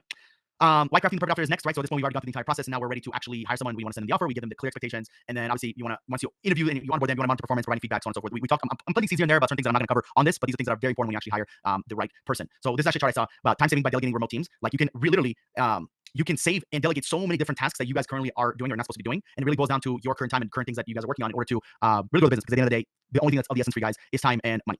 All right, so onboarding is next. We can do a whole 4-hour guideline about onboarding. Esteban did make a video about this, so you guys actually, when you get this PDF, you can click on this video and you guys can see the onboarding. The last thing that I wanted to cover with you guys here is bonus. So here's some tools that we use when we actually hire the person. So we do the onboarding, we want to hire them. So we use for communication platform, we use Slack and Gmail. So Slack we use for internal, Gmail, and we actually onboard clients on Slack as well. If they're not on Slack, we use Gmail to communicate with them, but our team is fully on Slack. I know some people use Discord to use what's called Telegram, and then I know there's also people that use the one on Google Chats. Honestly, all those are great. You can use whatever you want. Slack has been the best one. I've been using Slack for 6 years. Esteban. It's free in the beginning, but we do recommend paying for it as you go on, so you can make it happen. We use Google Meets for everything. We use Zoom, but Zoom that's super duper expensive, so we don't use that anymore. For project management, we use ClickUp. Another really good tool for project management is Monday. I believe ClickUp is more expensive than Monday. It gives you a lot more features you don't really need in the beginning. You guys can use Google Calendar, Google Sheets, and things like that. There's free versions. Anything on Google you can really use in the beginning. So productivity, for instance, Google Sheets, Google Slides. You can use a lot of different stuff. The CRM that we recommend is Go High Level. That's what we're currently using. But obviously, there's a lot of them. There's marketing tools, ClickFunnels. Obviously, there's a school community that you guys have here with School of Hard Knocks. There's other communities like Circle and Facebook groups and so on and so forth. I like School. It's the easiest one. It's the most simple one. High Level is actually building their own one pretty soon here. You have a few here for data management reporting. I love Google Sheets. That's the one I use the most. You can do, especially when you have a wizard that knows how to build formulas on Google Sheets. It's a super duper comprehensive, and man, it's honestly the best tool if you know how to build this Google Sheets the right way. And then again, security, file sharing, Google Drive, LastPass, these are good to use as well. And then lastly here, pro tips, maximizing this tool. So you want to make sure you're actually using them. You don't need to use a lot of them. Honestly, in the beginning, you really just need Slack and Google. If you have those two, everything will make it easier. Then eventually you can incorporate automations, automated tools. We use Make.com, but it's also Zapier. And then you want to find people as you hire them with certain knowledge and skills with these platforms. So I would never hire someone as a tech specialist or an expert in systems that doesn't know the systems that we use. Like they can be a genius, but they've never used Make and Zapier. If that's the tool I'm using, I would not hire them, right? Whereas like Slack, ClickUp, Google, you can teach someone that doesn't require a lot of knowledge on that. So this is a lot. It's not fast. It's not easy. If it was easy, everybody would be rich and happy, but it's not. So obviously, I want to just provide you guys a ton of value, and I want you guys to follow our journey, and hopefully we can connect. So here's our Instagrams. We have @Remotino's, my Instagram @Omer Bloch, and then Esteban for Esteban's Instagram. And if you guys want to connect, if you go to remotino's.com, you can book a call with our team if you want to find out more. But I told and promised Jack, hey, we're not gonna pitch. We just want to make it happen. So if it's easier for anybody, my QR code here. We want to make America remote again and keep everybody remote and happy. So that is pretty much it. We're under 3 hours, and yeah, we did it. Hopefully this was valuable. Awesome. Omer, Esteban, this was fantastic. Thank you guys so much for coming and dropping a ton of value. Everybody on the call right now, if any of you guys have any questions, feel free to raise your hand to speak with Omer and Esteban. We do get a question in the chat here real quick. Yep, we're here.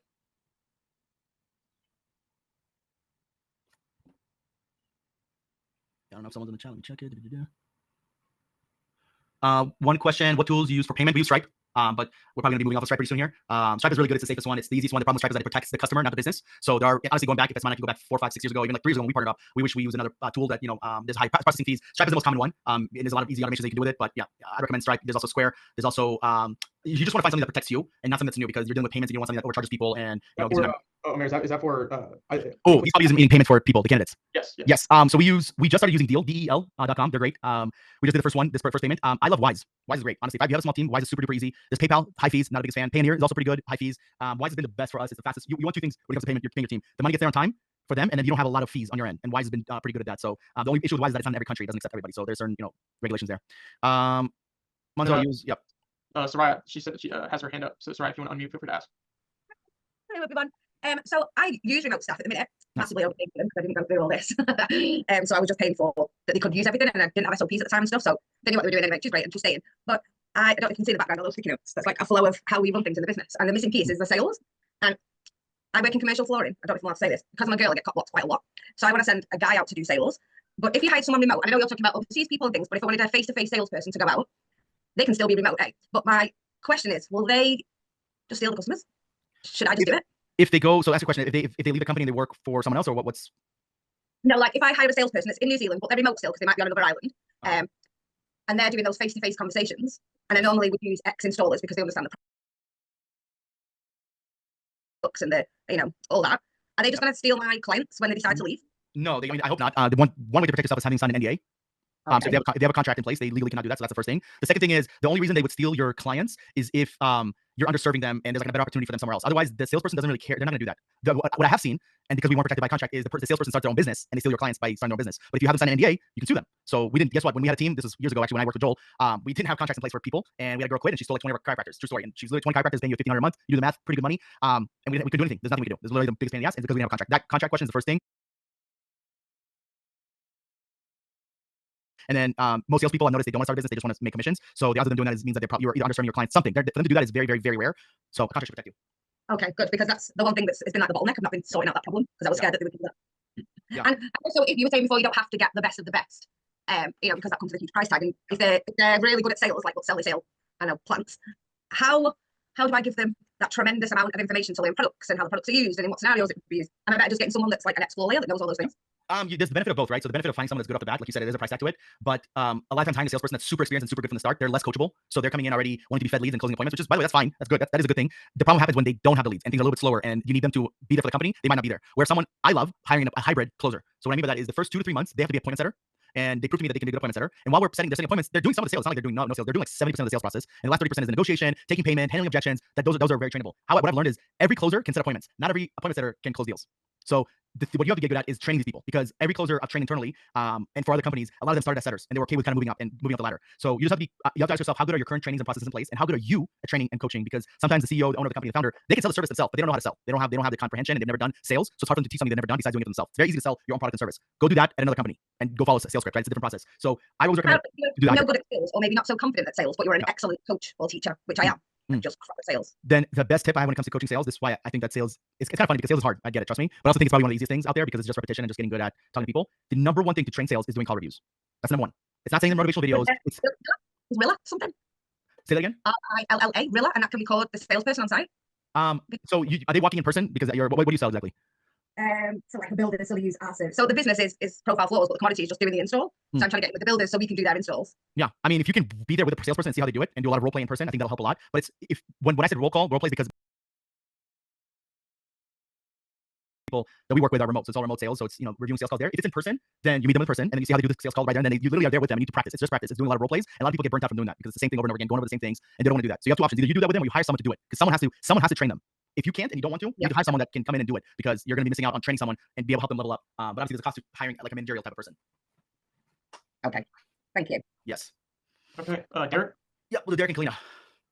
Hey everybody! Wow, this is a lot of great information. Thank you guys so much for dishing all that out for the last couple hours. And Jack, thanks for hosting, of course. As I'm still processing a lot of this, I was wondering if maybe for what I'm looking to do, if you have any insights into my industry for hiring virtual assistants. I am a reseller online for Amazon, so I find things on the internet, mostly eBay right now. I source them and then send to Amazon for resale. Have you guys had any experience with hiring virtual assistants for that kind of model?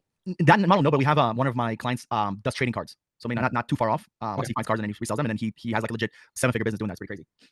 So do you know like what they do for the virtual assistant? Like Yeah, so they have an executive assistant, for sure, and they have appointment setters. So I want to say they generate a lot of their leads through their organic content. They post a lot on YouTube.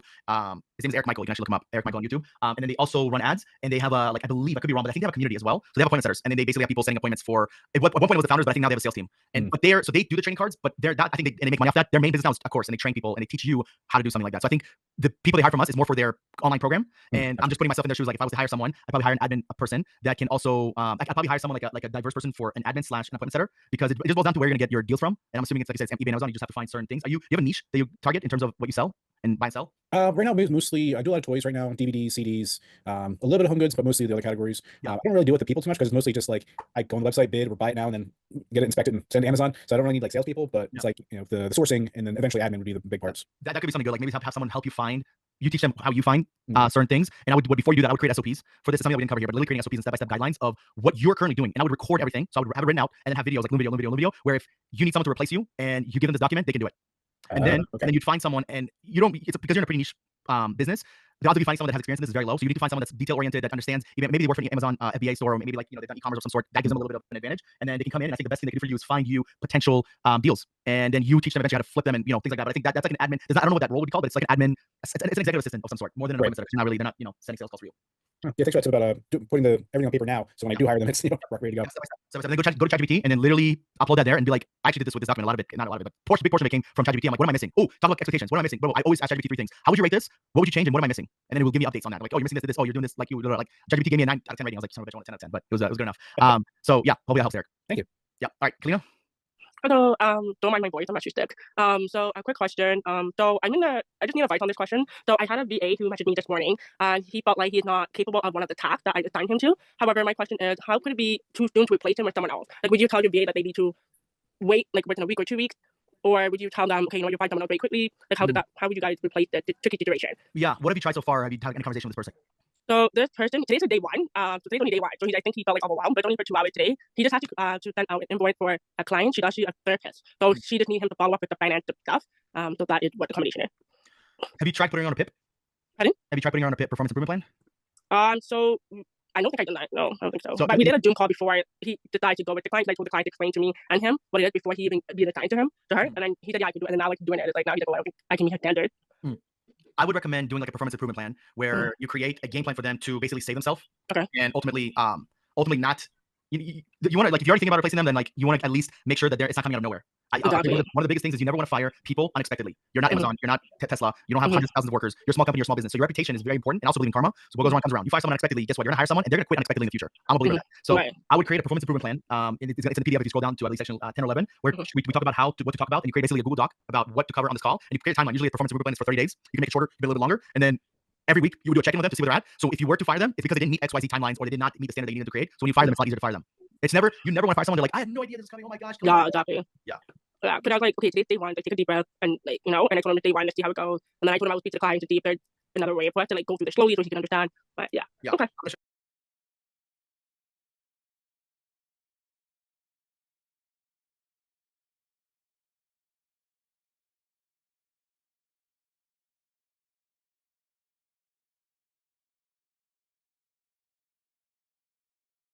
Dropping a link here. This is from the queen of making money online, making money general, Layla Hermosi. She literally made a video about how to fire people. And we literally, it's funny because we just had to let go of a developer internally. And we had our product developer who's never fired anyone do this because I wanted to learn. What? That's it. Okay. Well, you learn how to do it because it's a skill. There's a skill. Just like there's a skill to fire people and doing it the right way where they don't come after you because they can do that very easily. Right. Okay. Thank you. And someone asked where do we access the PDF. I'm actually going to send it right now to Jack, and then he can upload it to you guys. And I'm also going to send him the resources Google Doc that we have, so that way he can share with you guys as well. Yeah. When we post the recording to the community, I'll include this PDF. Cool. Sweet. Awesome. That is pretty much it for us, guys. Thank you all for staying in. Thanks for everybody for watching. Continue watching Hard Knocks, School of Hard Knocks. Obviously, if you guys are at the level where you are ready to scale your business and you don't want to do everything we covered today and you want to hire a company that does all this for you, we'd love to help. We also have a marketplace coming out very soon. So we talked about LinkedIn and Torrey and Facebook groups. We're gonna have our own version of that. So that's in the last couple things here before we do our launch. So be on the lookout for that. And maybe we can come back in the future and give you guys more value about things that we learned and help you guys build remote teams and make America remote again. Yes, sir. Omer, Esteban, thank you guys so much for coming on today. This was awesome. Tons of great valuable information. I can't wait to post this into the community and appreciate you guys. Everybody, stay tuned. We got 3 other live calls this week, so stay tuned in the community for the announcements on those. And hope everybody has a great day, great night. So thank you guys. Thank you, guys.